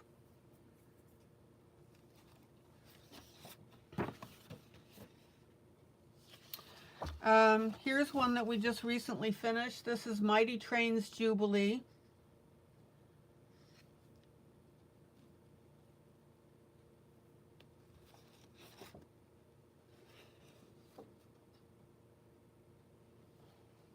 This piece is also from Mostly Tall Ships Jubilee.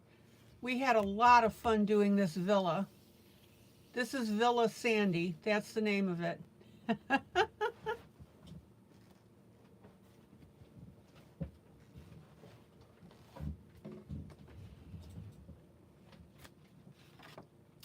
And then this one is, we did this one, Hello Autumn, by Demita Victoria.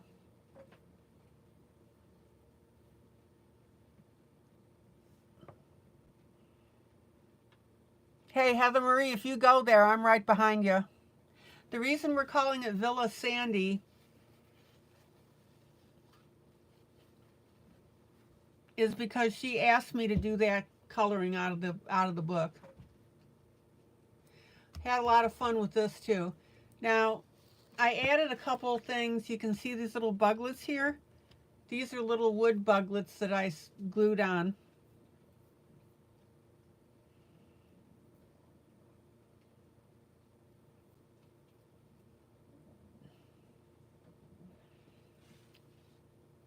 Sandy, say hello again.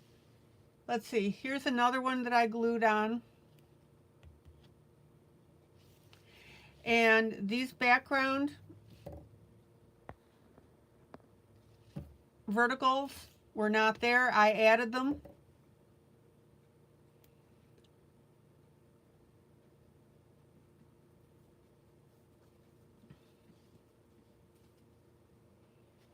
So what I do is normally the first part of my broadcast, I do a piece out of one of my books. That way I can give it away as a freebie. You guys can color with me, which I highly recommend that you pace me. But anyway, so these are some images. It's kind of a splashy watercolor image.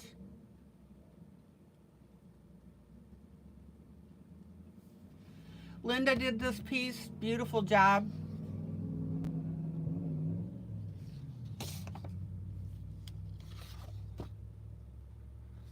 I love this piece. It's an envelope with a picture of the train on it. And then of course the clock, so we worked on how to make it look dimensional.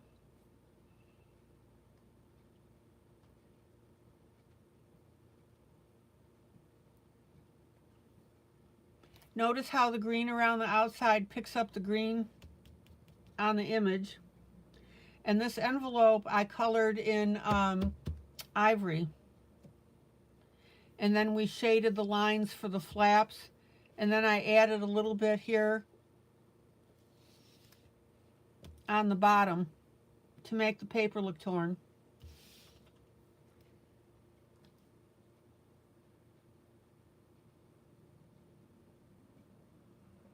Oh, Heather, I'd love to have you join the duet. But yeah, this tall ship turned out beautifully. I want to show you one more that we did. Hold on.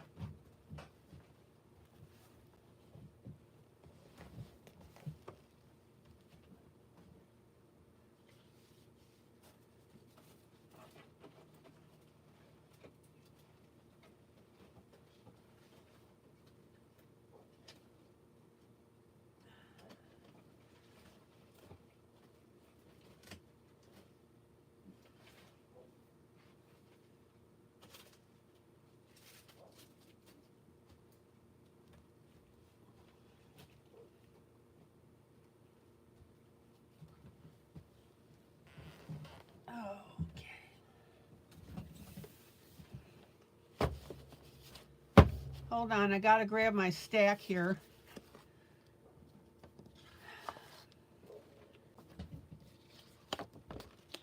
there's one particular piece I'm looking for that I want to show you. We did it as a duet.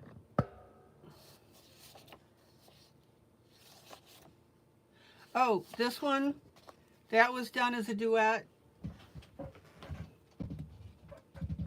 Again, from my book, Mostly Tall Ships Jubilee. A lot of fun on this one. Let's see.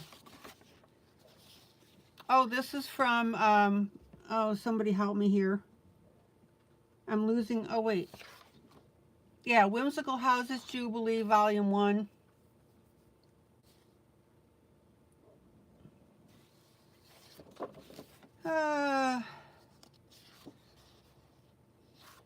This is from the Many Faces of a Rose Jubilee.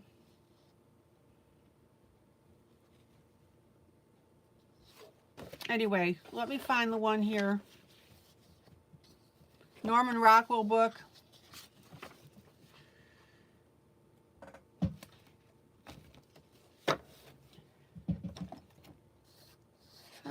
Trying to find a mermaid here. Oh, we had fun with this one, Whimsical Houses Jubilee.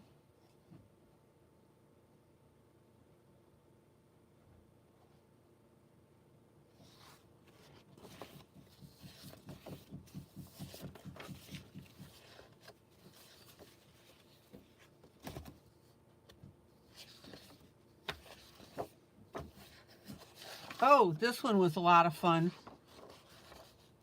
Serenity Life Jubilee.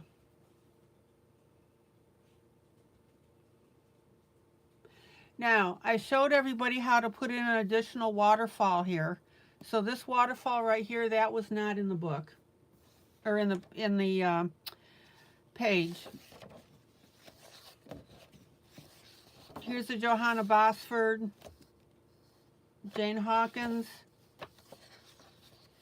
This is a book that I've done, Motivational Sayings to Color Jubilee.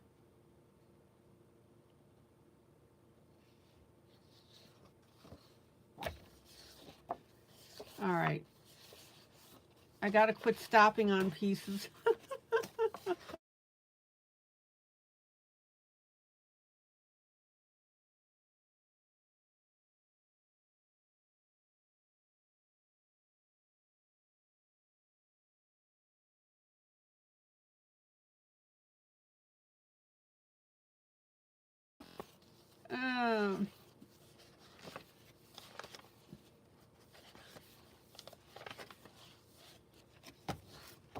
This is from my book, Creepy. It's a creepy Halloween book. I loved coloring this one, just to show the different shades of coloring.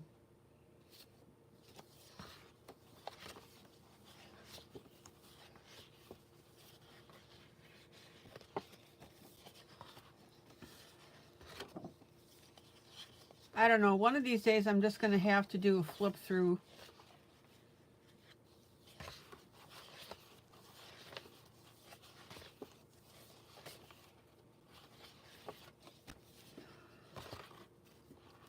Oh, now this one here I glued on a feather. See, you can do little neat things to your colorings, guys.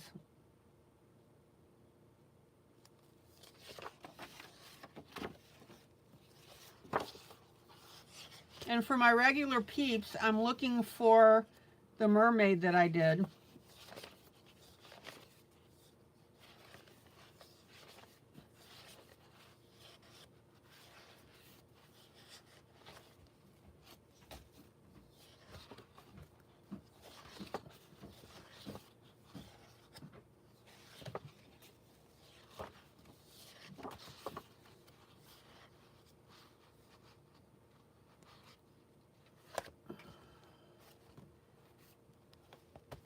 All right.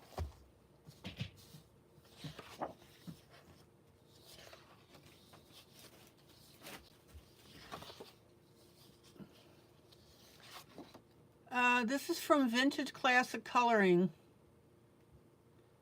Vintage Classic Coloring Pages, number 4, Tatiana Stilova.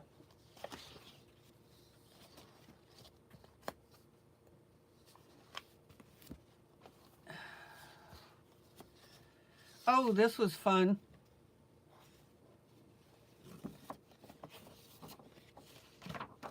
Here's this is Country, what is this? Country Charm, Teresa Goodrich.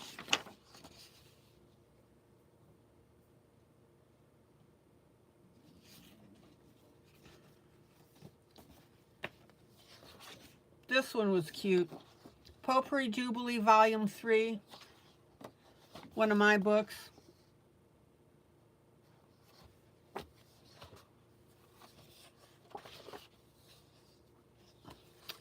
This is from Pirates Ahoy Jubilee.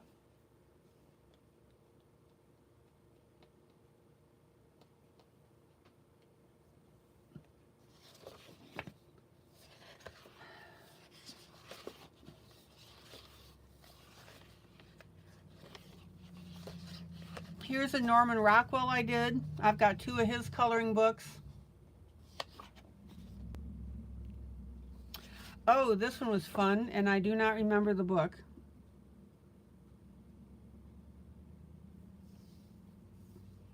This is one of my books. And what I did is I went through and I showed everybody how to color apples.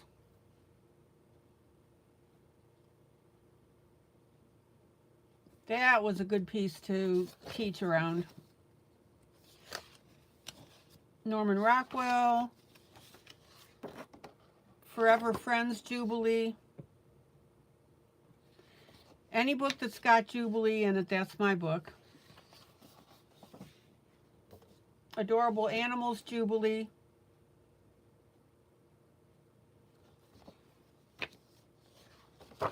Oh, I can't help. Oh. The American Indian Jubilee. I love doing this one.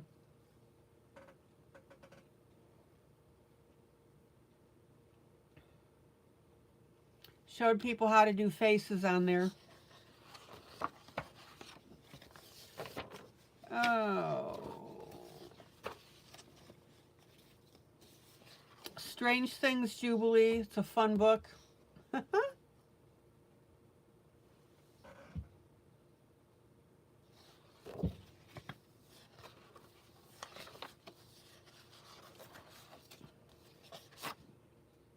Grandma and Grandpa Jubilee.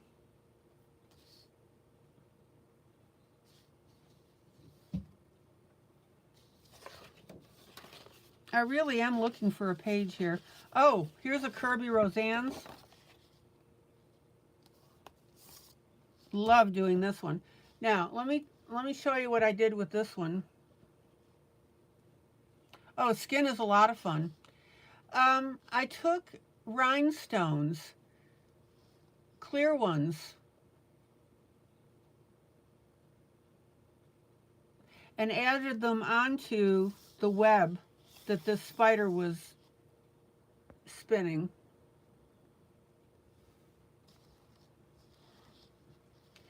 And this down here where the blue is, that's a sword handle. So I added the blue on that.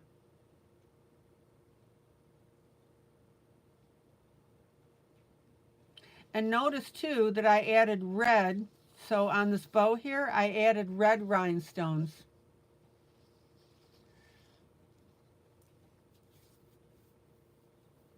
So there's an idea for you. Kirby Roseanne's. Captains and Commanders. Oh, now this one, I showed everybody how to add this flag behind it. So this was drawn in. And the French flag is blue, white, and red.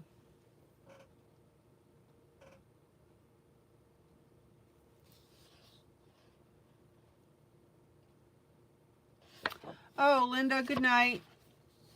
Here's another Indian one.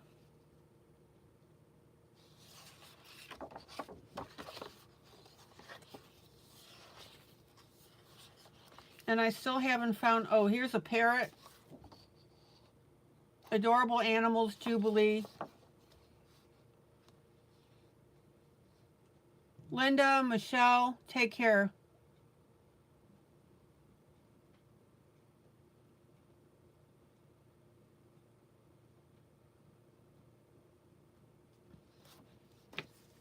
I added some buttons on this one. This is from Times of Wonder by Thai Sun. And I added the bows. These are fabric bows that I glued on.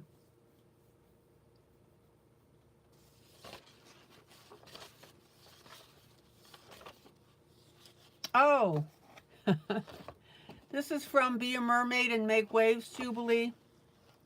Now, I added some, what is this called? Tulle, T-U-L-L-E.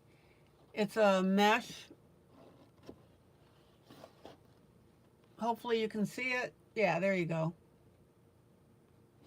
And then I glued on some starfish that I had. I bought those from Amazon.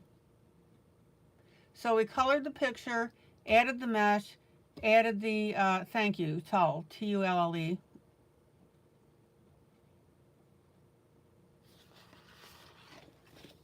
Oh, here's the one I was looking for. Finally.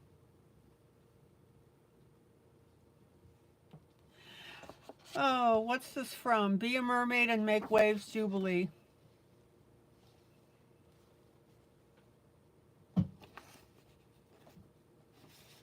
Okay.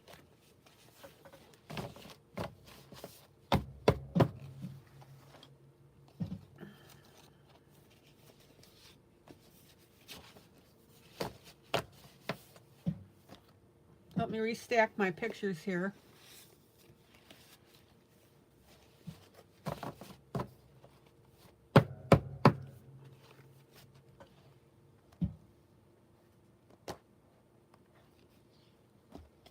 Here's a cool one we did.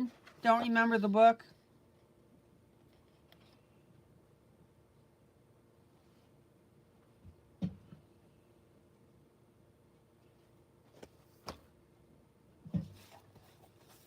Hey, I've got 75 books. Sometimes it's hard to remember. Oh.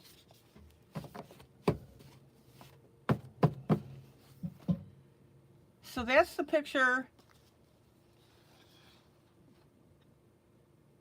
Heather Marie, that I wanted to show you. And on this one, I also added rhinestones in the hair, blue and yellow.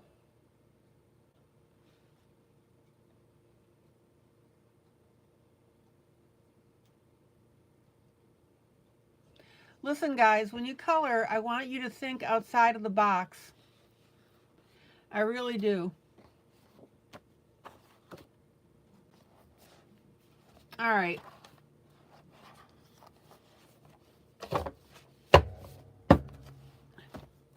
I have got to put these away. Oh.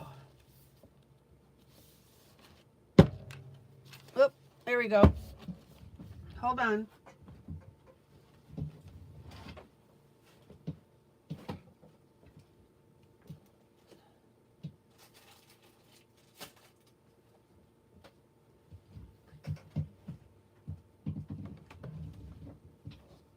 All right, that was a little romp through memory lane.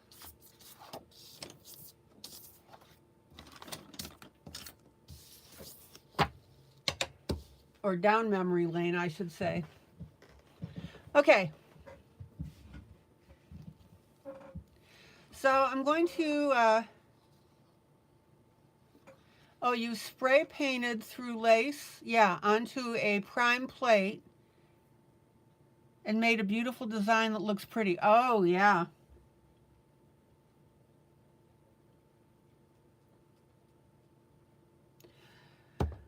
Okay, I'm going to finish our pumpkin, our third pumpkin tomorrow night, because I've had a separate piece that I ignored last night, and I need to get back to it. Any questions or comments that you have about this coloring? Vivi, that's right. We're naming her Vivi. V-I-V-I.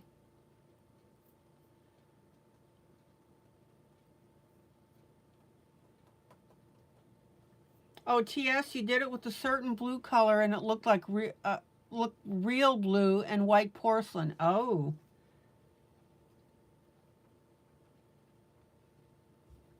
TS, that sounds really cool.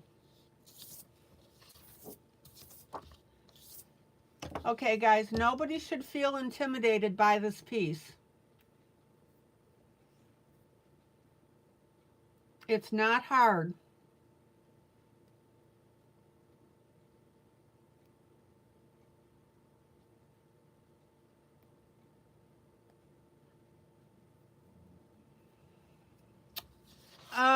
Oh, thank you, Kathy. It's Cutie Halloween Jubilee Volume 2. And if you go into my group, I just put the affiliate link in there.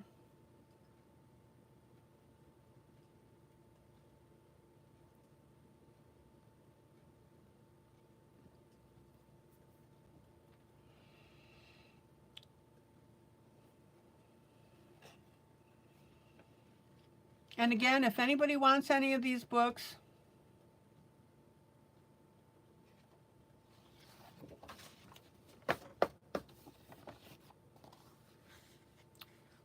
text me and I will be more than happy to give you the affiliate link. Oh, Sandy, thank you so much.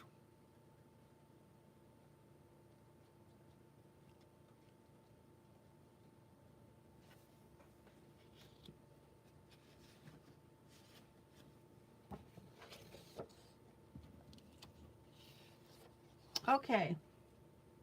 Best Dressed Pets.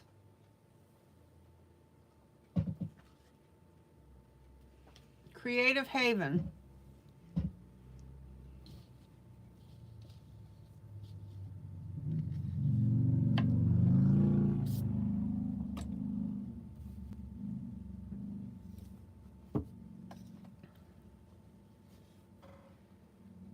Oh, let's see what we got here.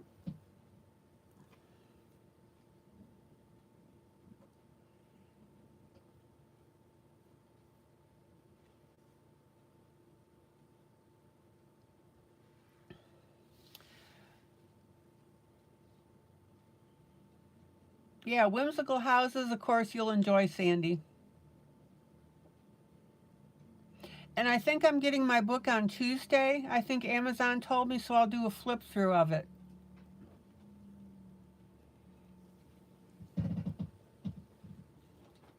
Okay, let me see something here. Yep, that was a water-based.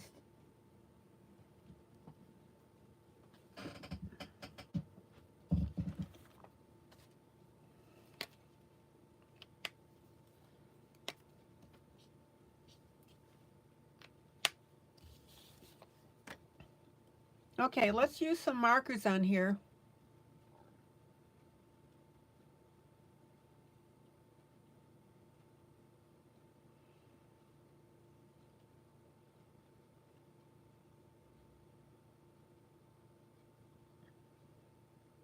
Started looking, I'm sorry, WA without magnifying glass off and on, and it's stunning to see the picture like that. And Heather Marie, when I have several like items on a page to create subtle differences, I'll undercolor or shade with each different color. Right. What Heather Marie is talking about, guys, is like I did on the pumpkins, is I put the yellow on and then I put the orange on top, and that changes the color. But then right next to that area, here, let me go back. But right next to that area, I just use the orange without color underneath, and that's what makes the different colors.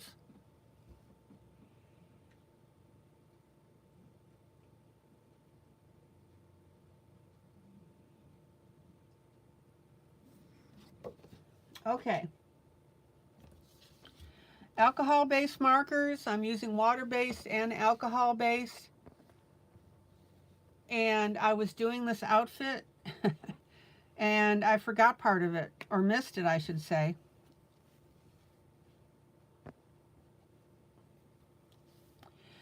So,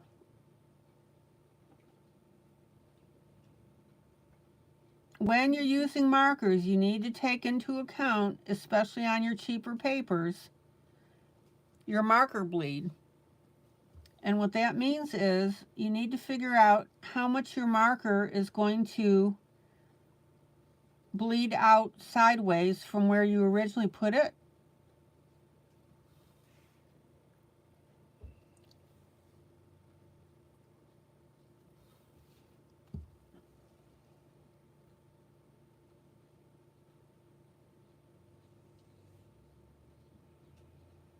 Now I'm not having too much trouble here.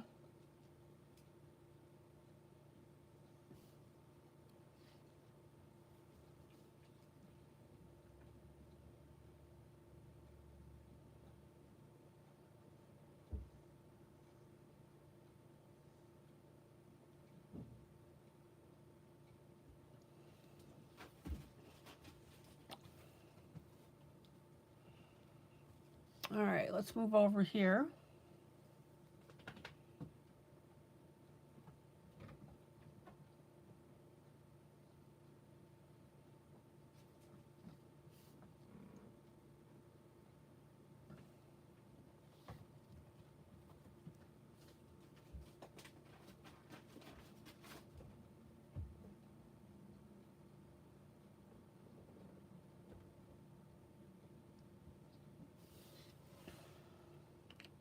And then I'm going to lose, oh, and by the way, I showed you guys how to do the vest to make this look kind of tweedy, if that's a word.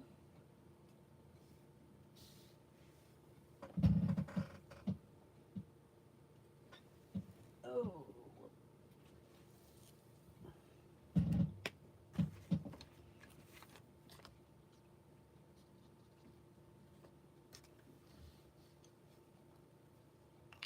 And I missed another spot.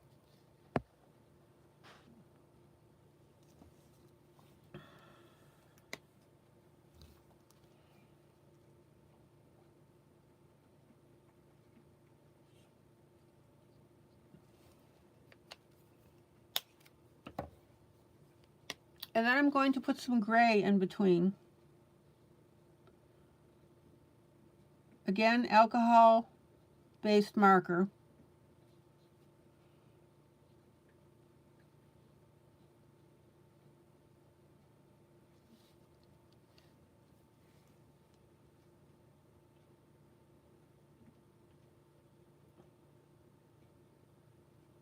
Yeah, maybe your book will come. Oh, your book will come Tuesday. Oh, cool, Sandy. That means we'll have it at the same time.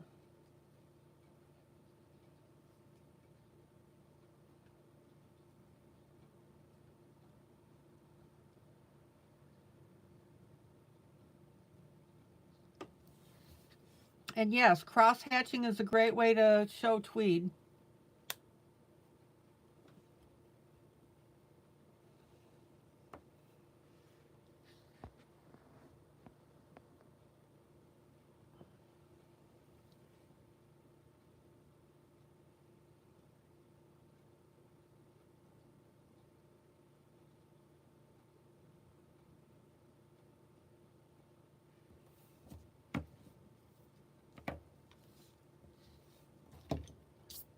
Sandy, I'm pretty sure I'm getting mine Tuesday as well.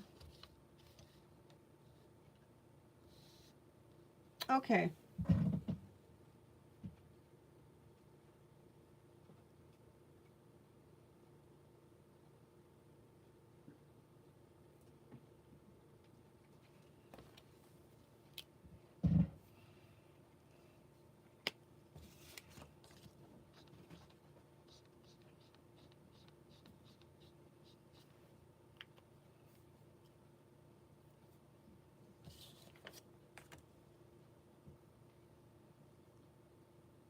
Okay, TS, thank you. Yeah, that's one thing I didn't mention again. Guys, if you step away, please let me know. Just say, do a BRB.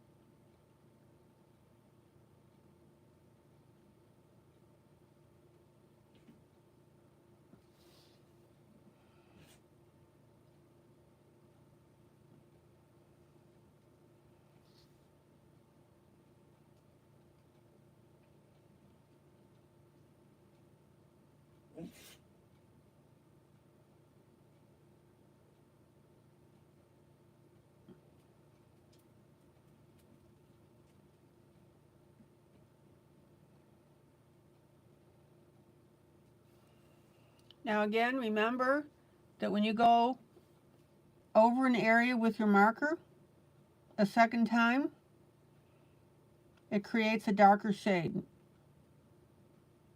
And that's helpful when you want to shade certain areas.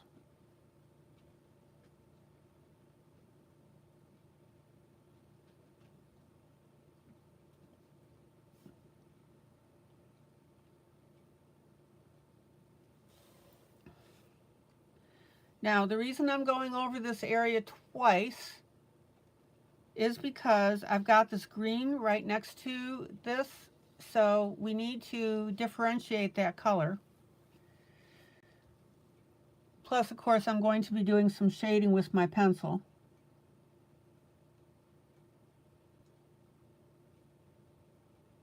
Again, you want nice, even strokes.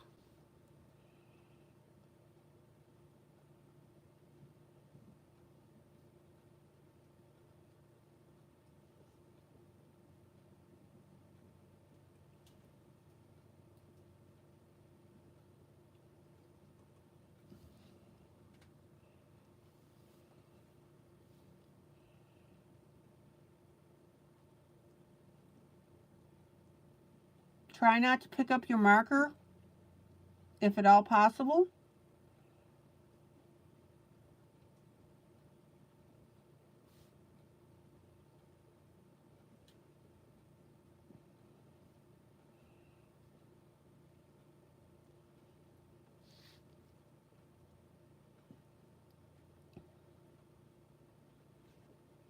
And be sure to turn your marker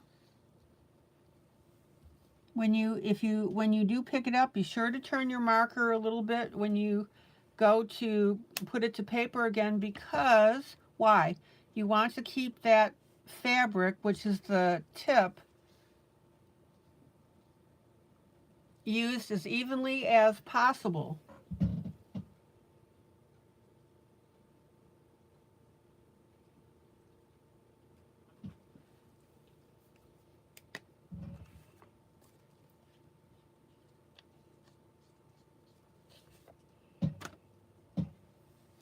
Okay.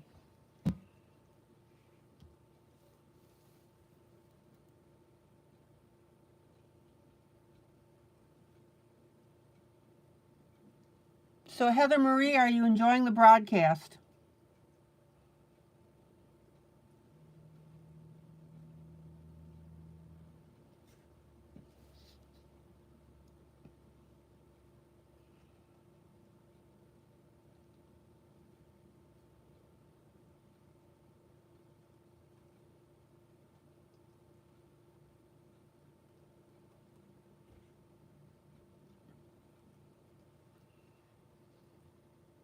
Good.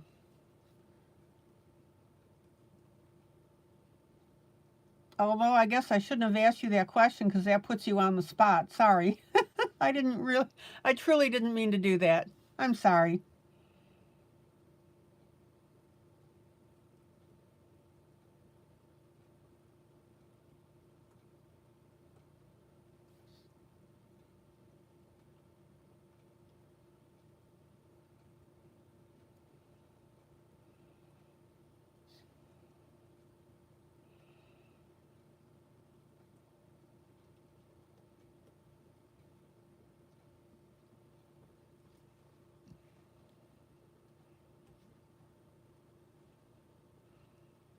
What does that mean? A vertical line, a 9, and another vertical line?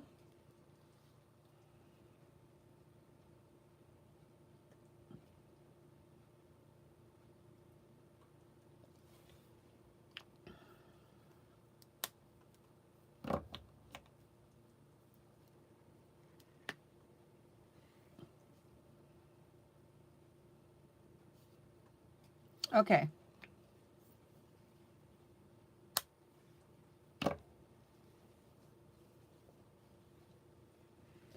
Now we're going to take green pencil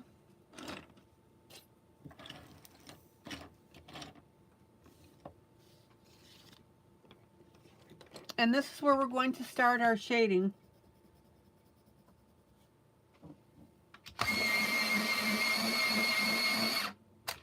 I really do apologize, Heather Marie. I didn't mean to put you on a spot. Okay.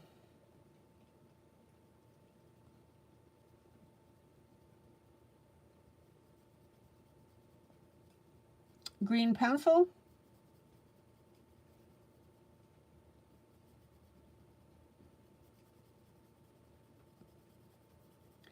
And notice how I'm getting lighter and lighter as I go towards the center.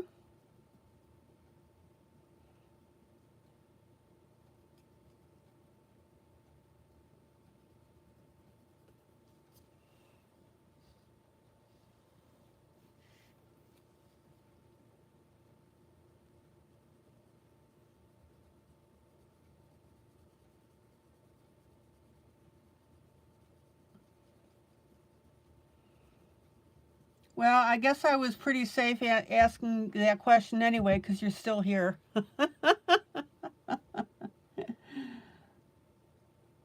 Again, I am sorry. Okay, check out our shading.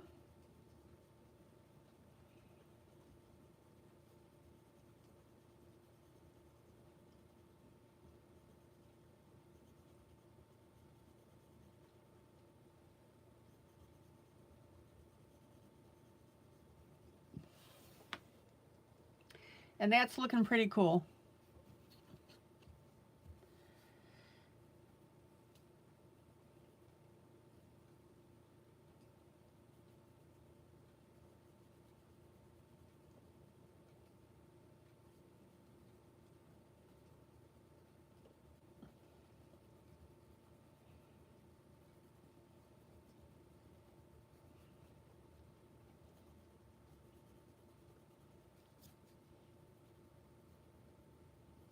Okay, let me pull out.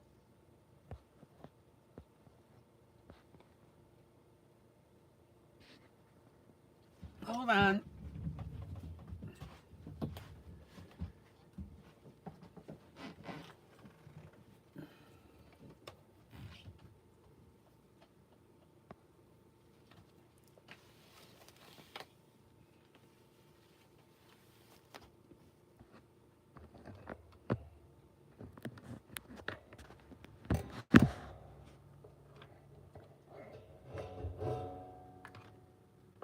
You're going to see some wiggling here.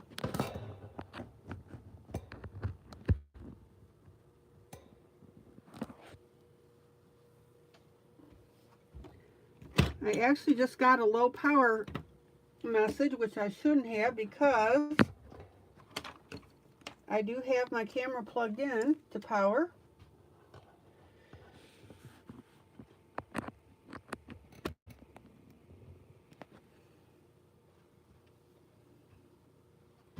Let me double check something here.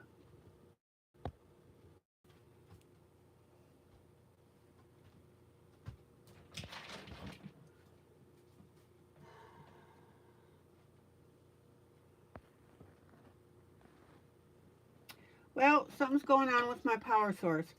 So here's the deal. If I all of a sudden drop away, that's the reason why. I don't know why I'm getting this message because, again, I am plugged in.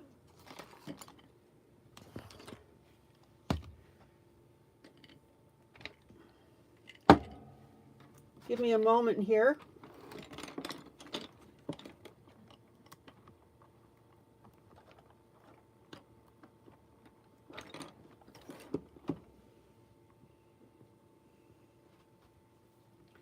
Well, we'll see what happens.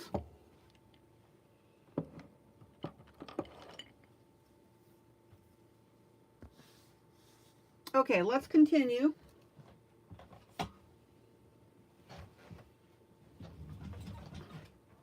The perils of broadcasting live.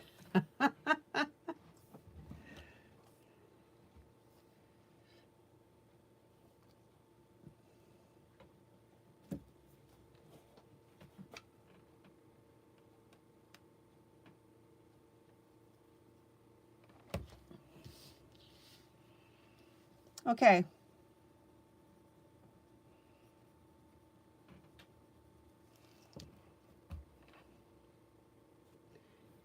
A little more wiggling here you're going to see. Bear with me, peeps.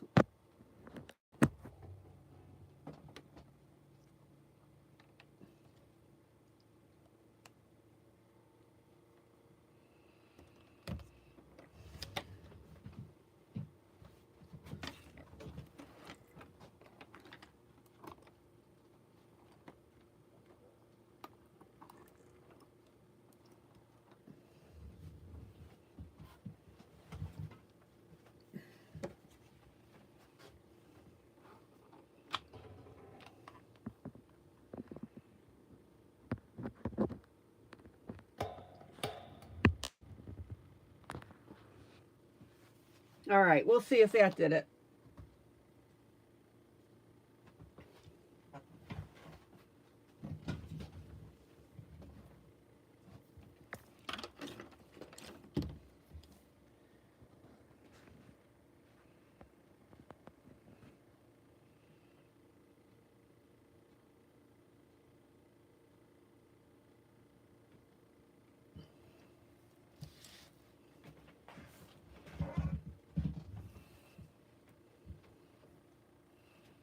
Everybody's still with me?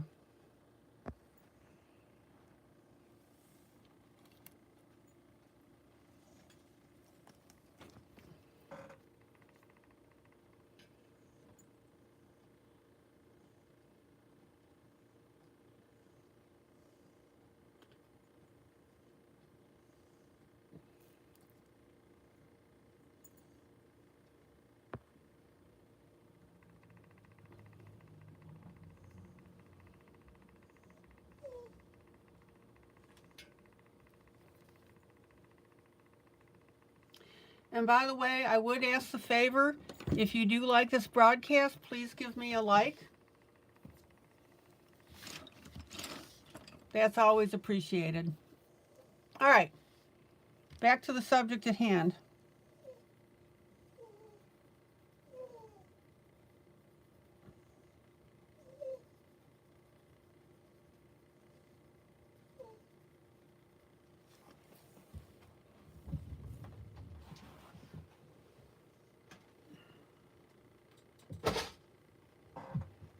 Now,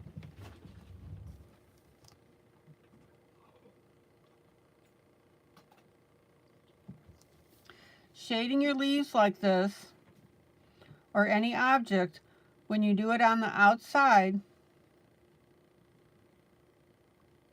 it makes that piece look rounded. In other words, the human brain reads this as being further away.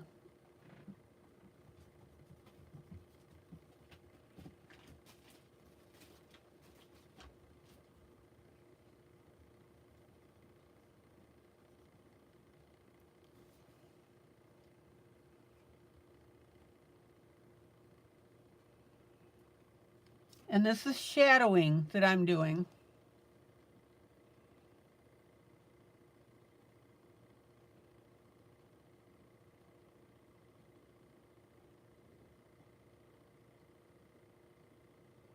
Oh, Heather Marie, that's exactly right. If you spill on your page, water, coffee, whatever, you incorporate it into your picture. I have a standing mantra to tell people that no matter what, you finish your page.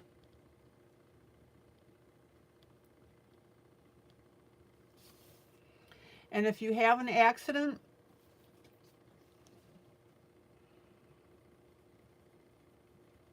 you incorporate it into your page.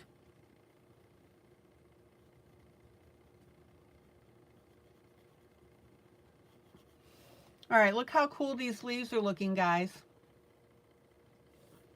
Never ever, that's right.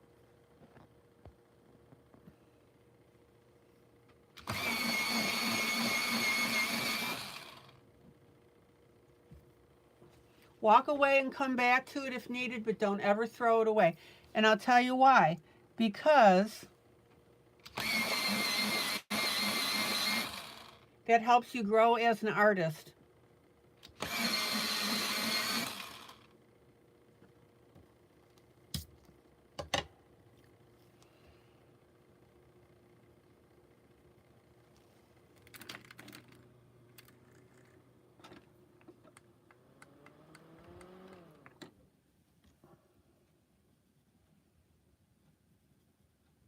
All right, check out how cool and dimensional these leaves look.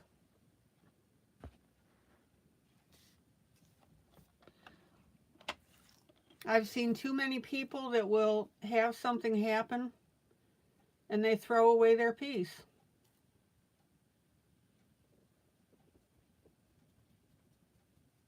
Heather Marie, you must have been listening to my earlier broadcast, because that's a standing thing that I've always said.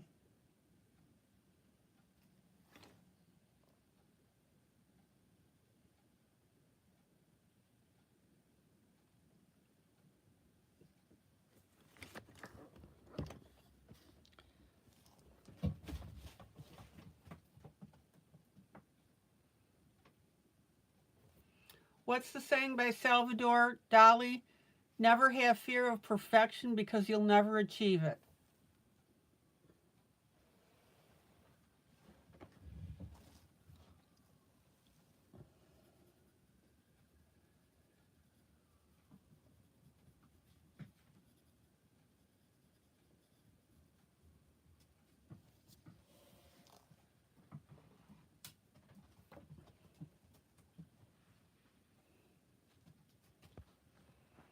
All right, let's take a look at this.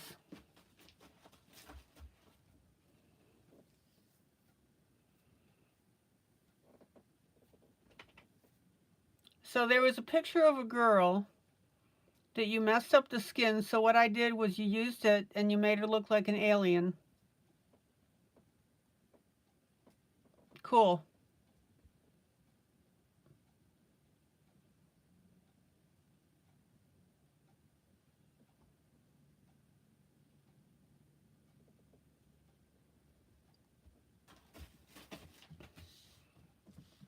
Guys, by the way, you'll need to let me know. I'm pulled out all the way to show you this image. Can you see the image from top to bottom? Tell me what you're seeing right now.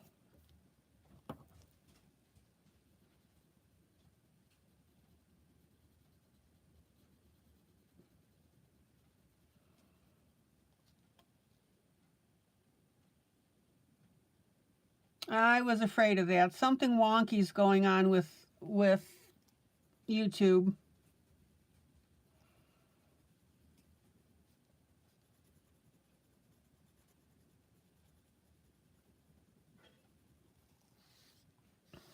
Okay. Let me see.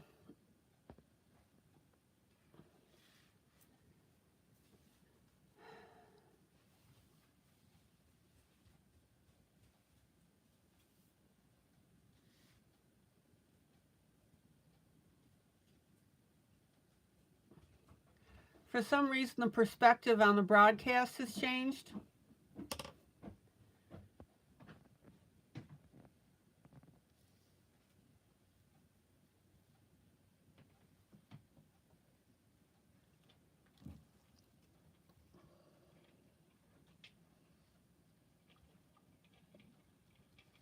Let's see if I can get this synced up. This is really weird.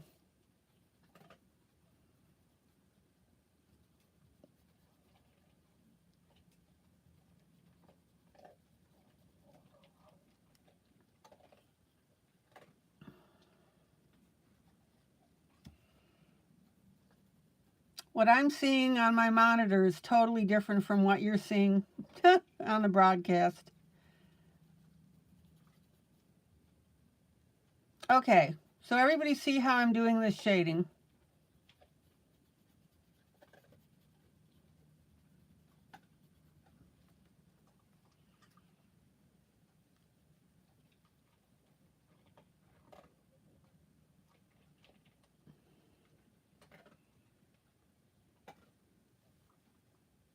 Guys, do me a favor. If I'm broadcasting and something weird like that happens, please let me know immediately.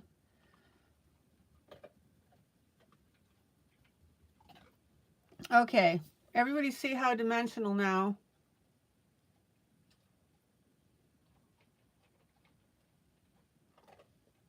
these leaves look.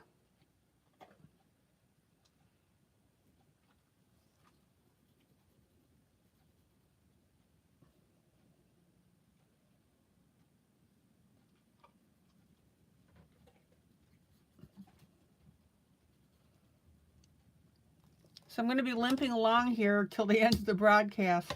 All right.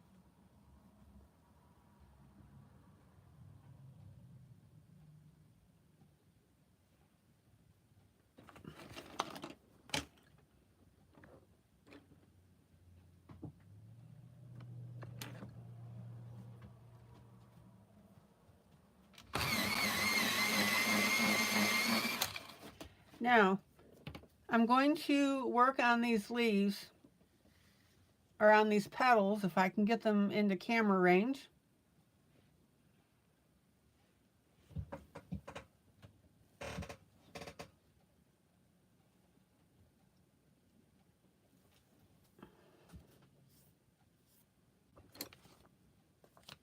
Thank you, Kathy.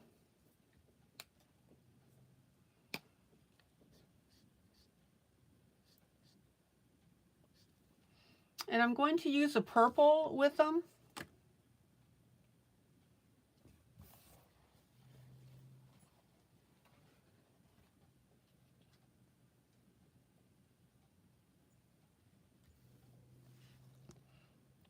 Alcohol marker, base color. Be careful of the bleed.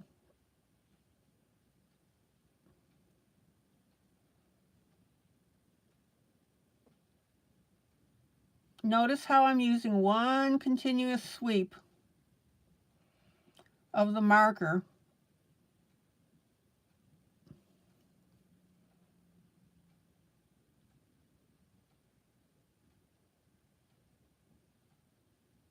to keep that color as even as possible.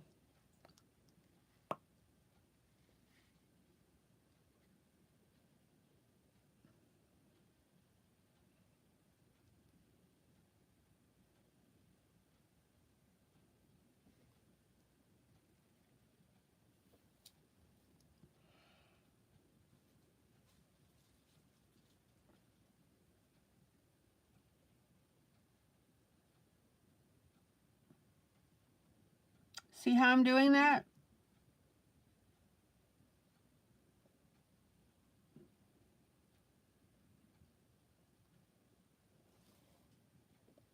There you go.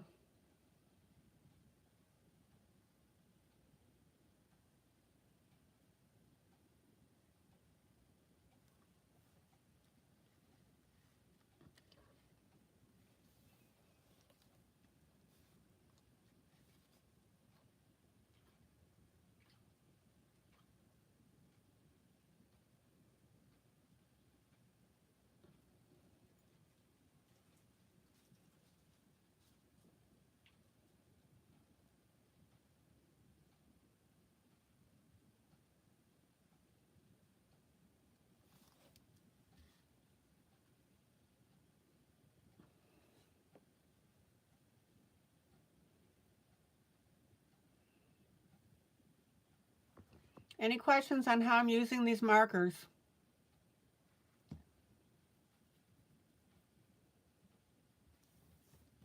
Okay, let me turn this a little bit.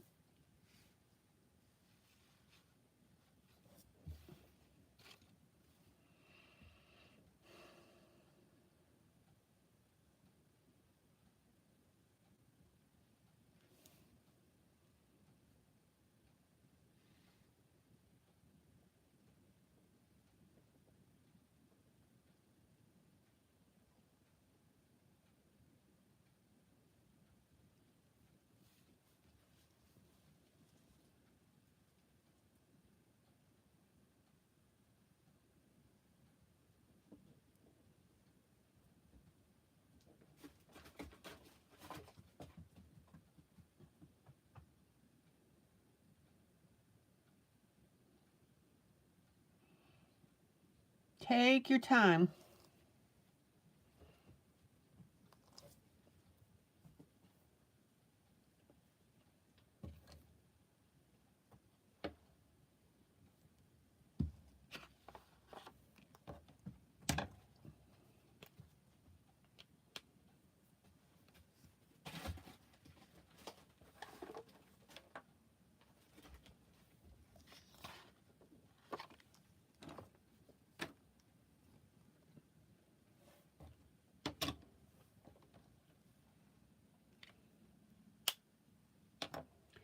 Okay, now I want to add a little bit of highlighting to the center of the petal.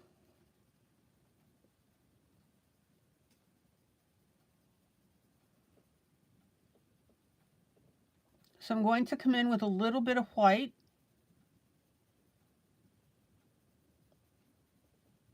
Barely touching the paper. Finger blend.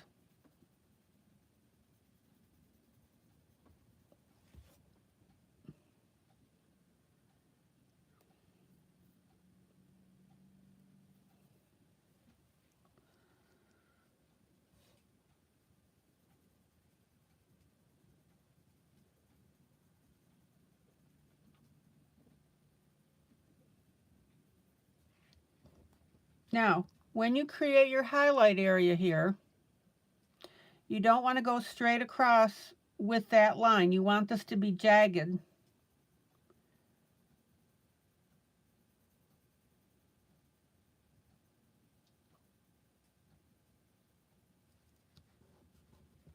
And that way it'll look more natural.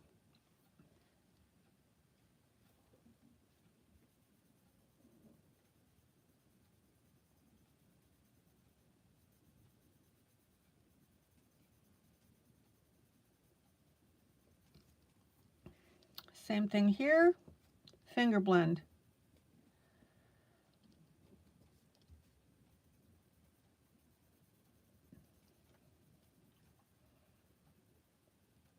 And notice how I'm barely touching the paper. I create my color intensity using repeated strokes.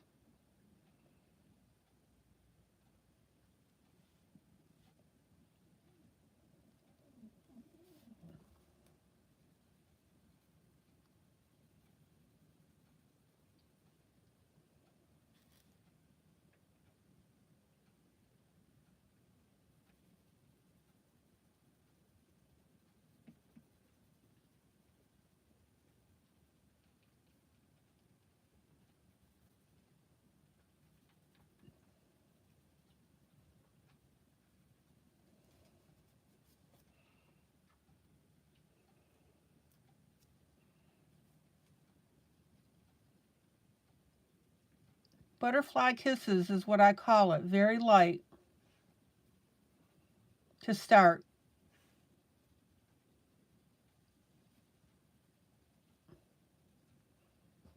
And then you can get darker and darker from there.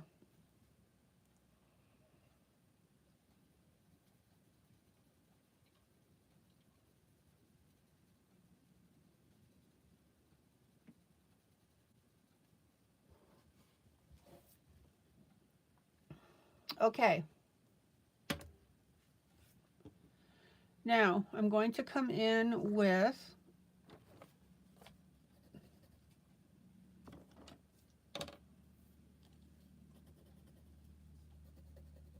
a dark purple.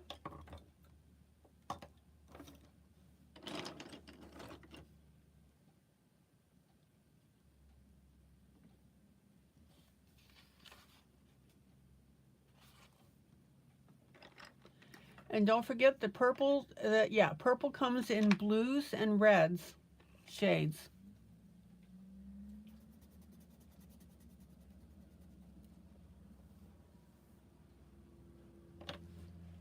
Let's see what we got here.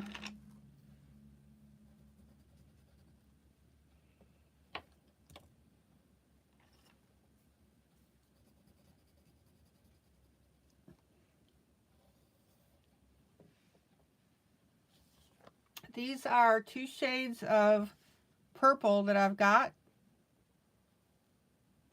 This is a red shade. This is the blue shade of it. Happy Saturday. All right, let me move. There we go. Happy Saturday to one and all, says Moggy. Hi, Moggy.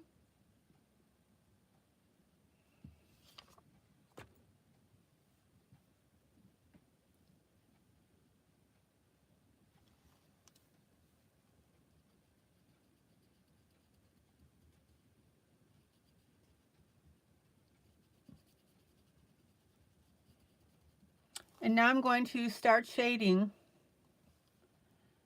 the edges of my petals.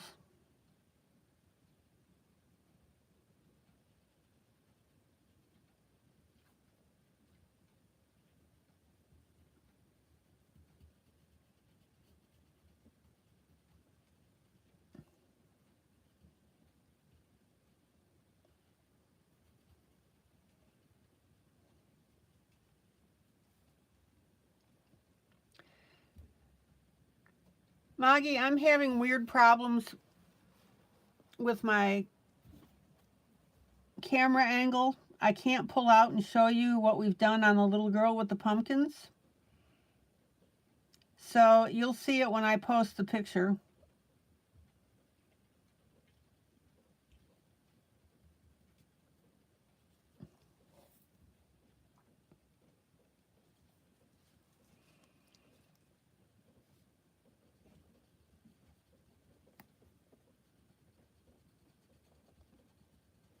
And then I'm going to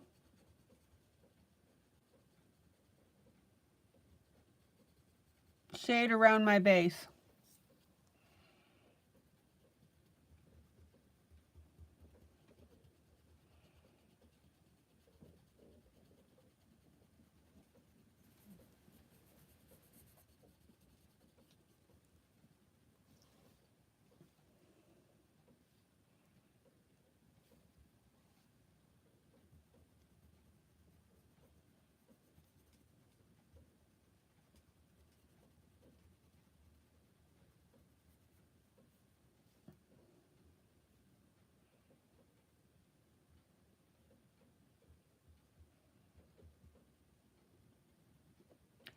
Now notice when I'm putting in that darker edge that I'm blending it in. So in other words, I'm not just streaking a pencil color here.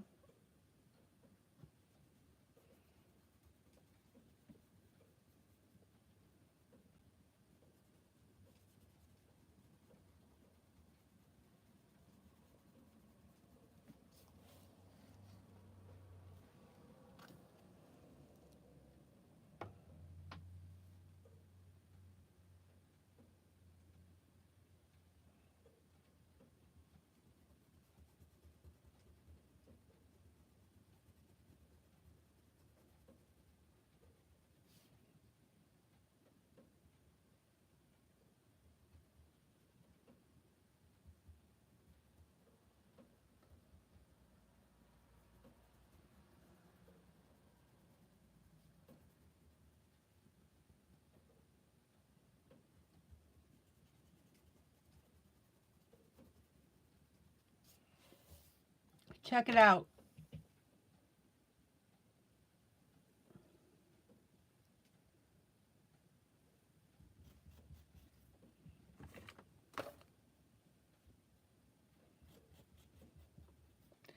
And then I'm going to very lightly use a blender pencil to both smooth out my white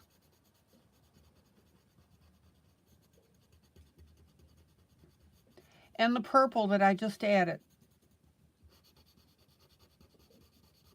That white was looking too scratchy.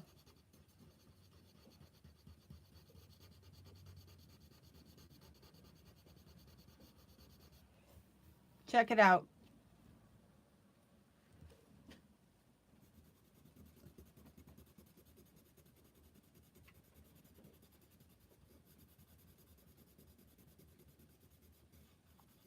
And look how that blends beautifully.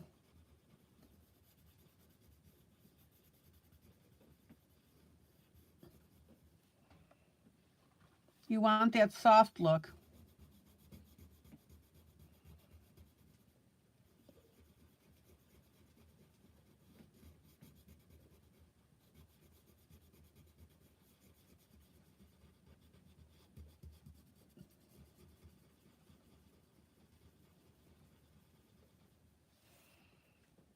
Okay. Any questions?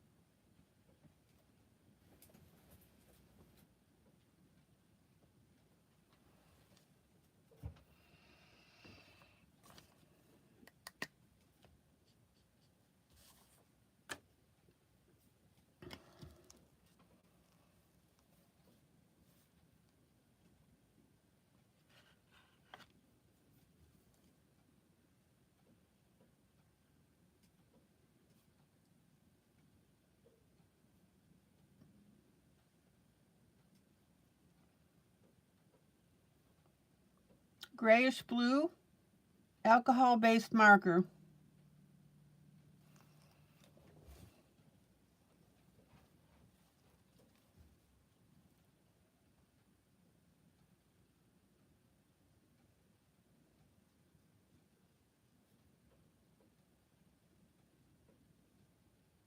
Again, check out how I'm applying this with the strokes. Take your time.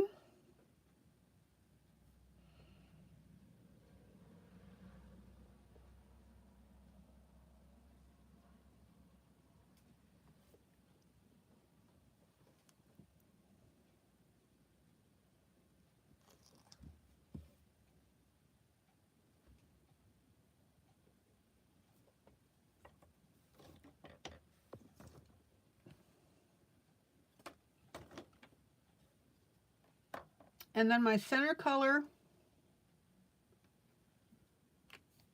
or that little ribbon color, excuse me. Maggie, we're doing okay.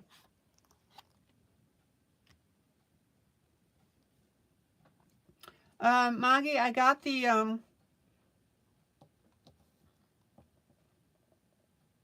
pumpkin started on our little girl, Vivi.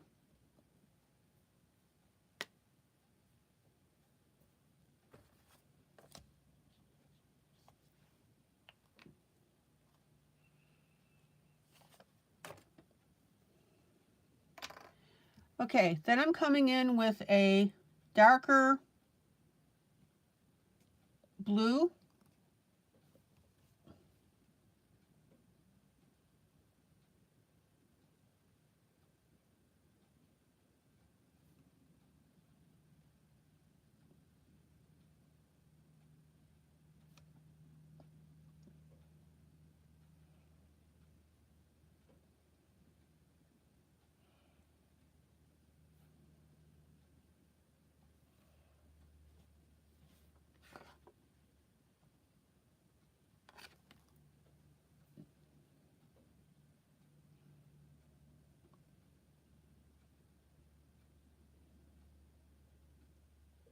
And Maggie, my newest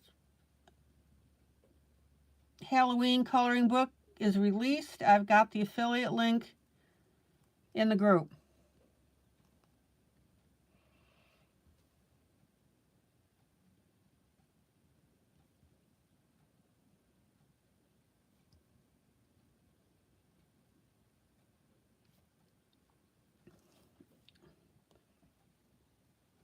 All right, that's turning out really pretty.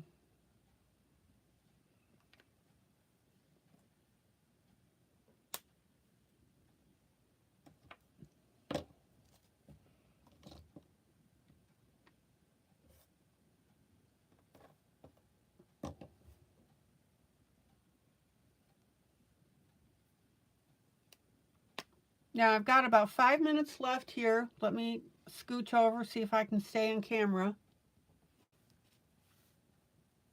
Now I'm getting a little bit of marker bleed here.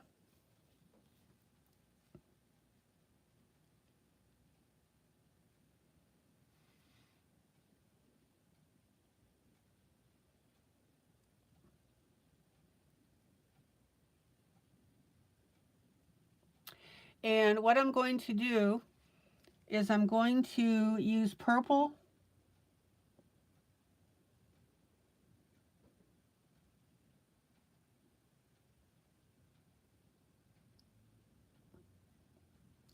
on the edge around the second flower.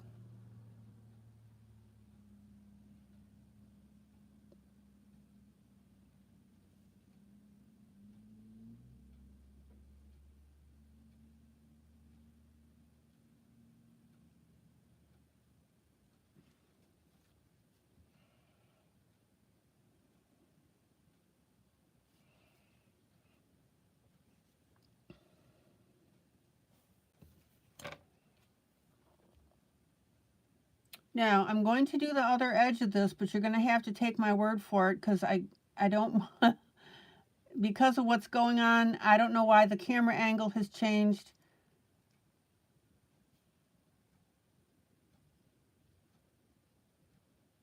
this flower continues on the other side here. Okay.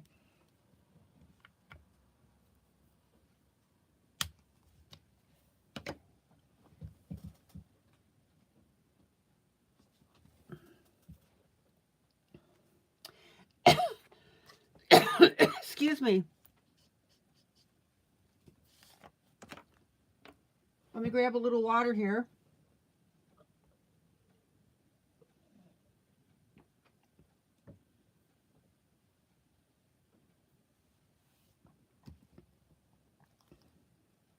Hang with me, guys. And I'm going to add, it's like a turquoise blue with alcohol-based marker.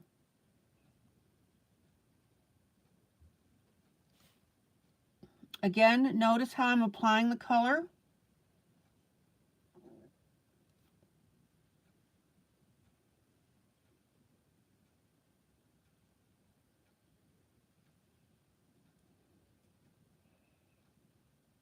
You want to be as even as possible with your pen.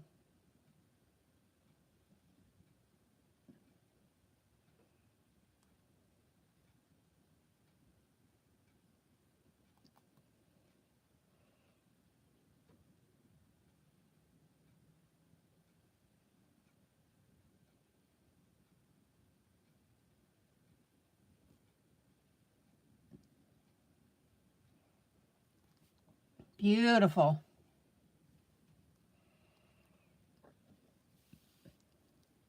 Now I've got a little bit, I can't move my camera. I've got a little bit of this flower on the other side. Give me a second while I fill that in.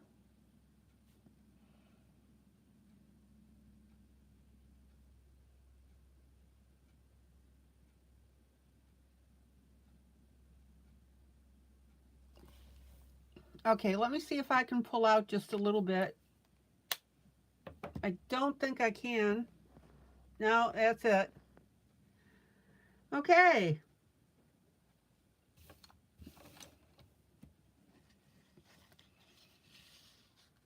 So we're stuck looking at this corner. Again, apologies for the camera problems. Don't know what's going on.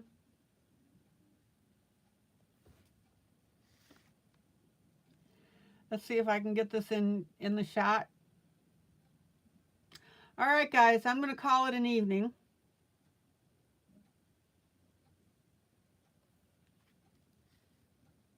This is ILene Vick for Teaching Adult Coloring with ILene Vick. Guys, joyous, joyous coloring. Welcome to all our new viewers.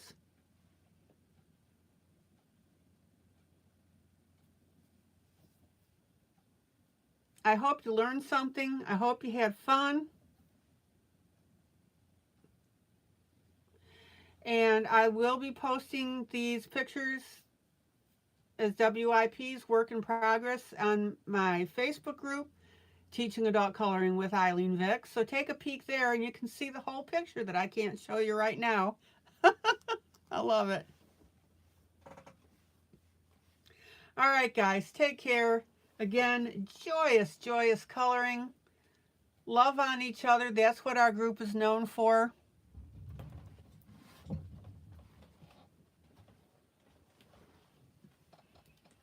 And I'll see you tomorrow night. Take care. Have a great rest of the evening. And please click that like button. All right, guys. Bye.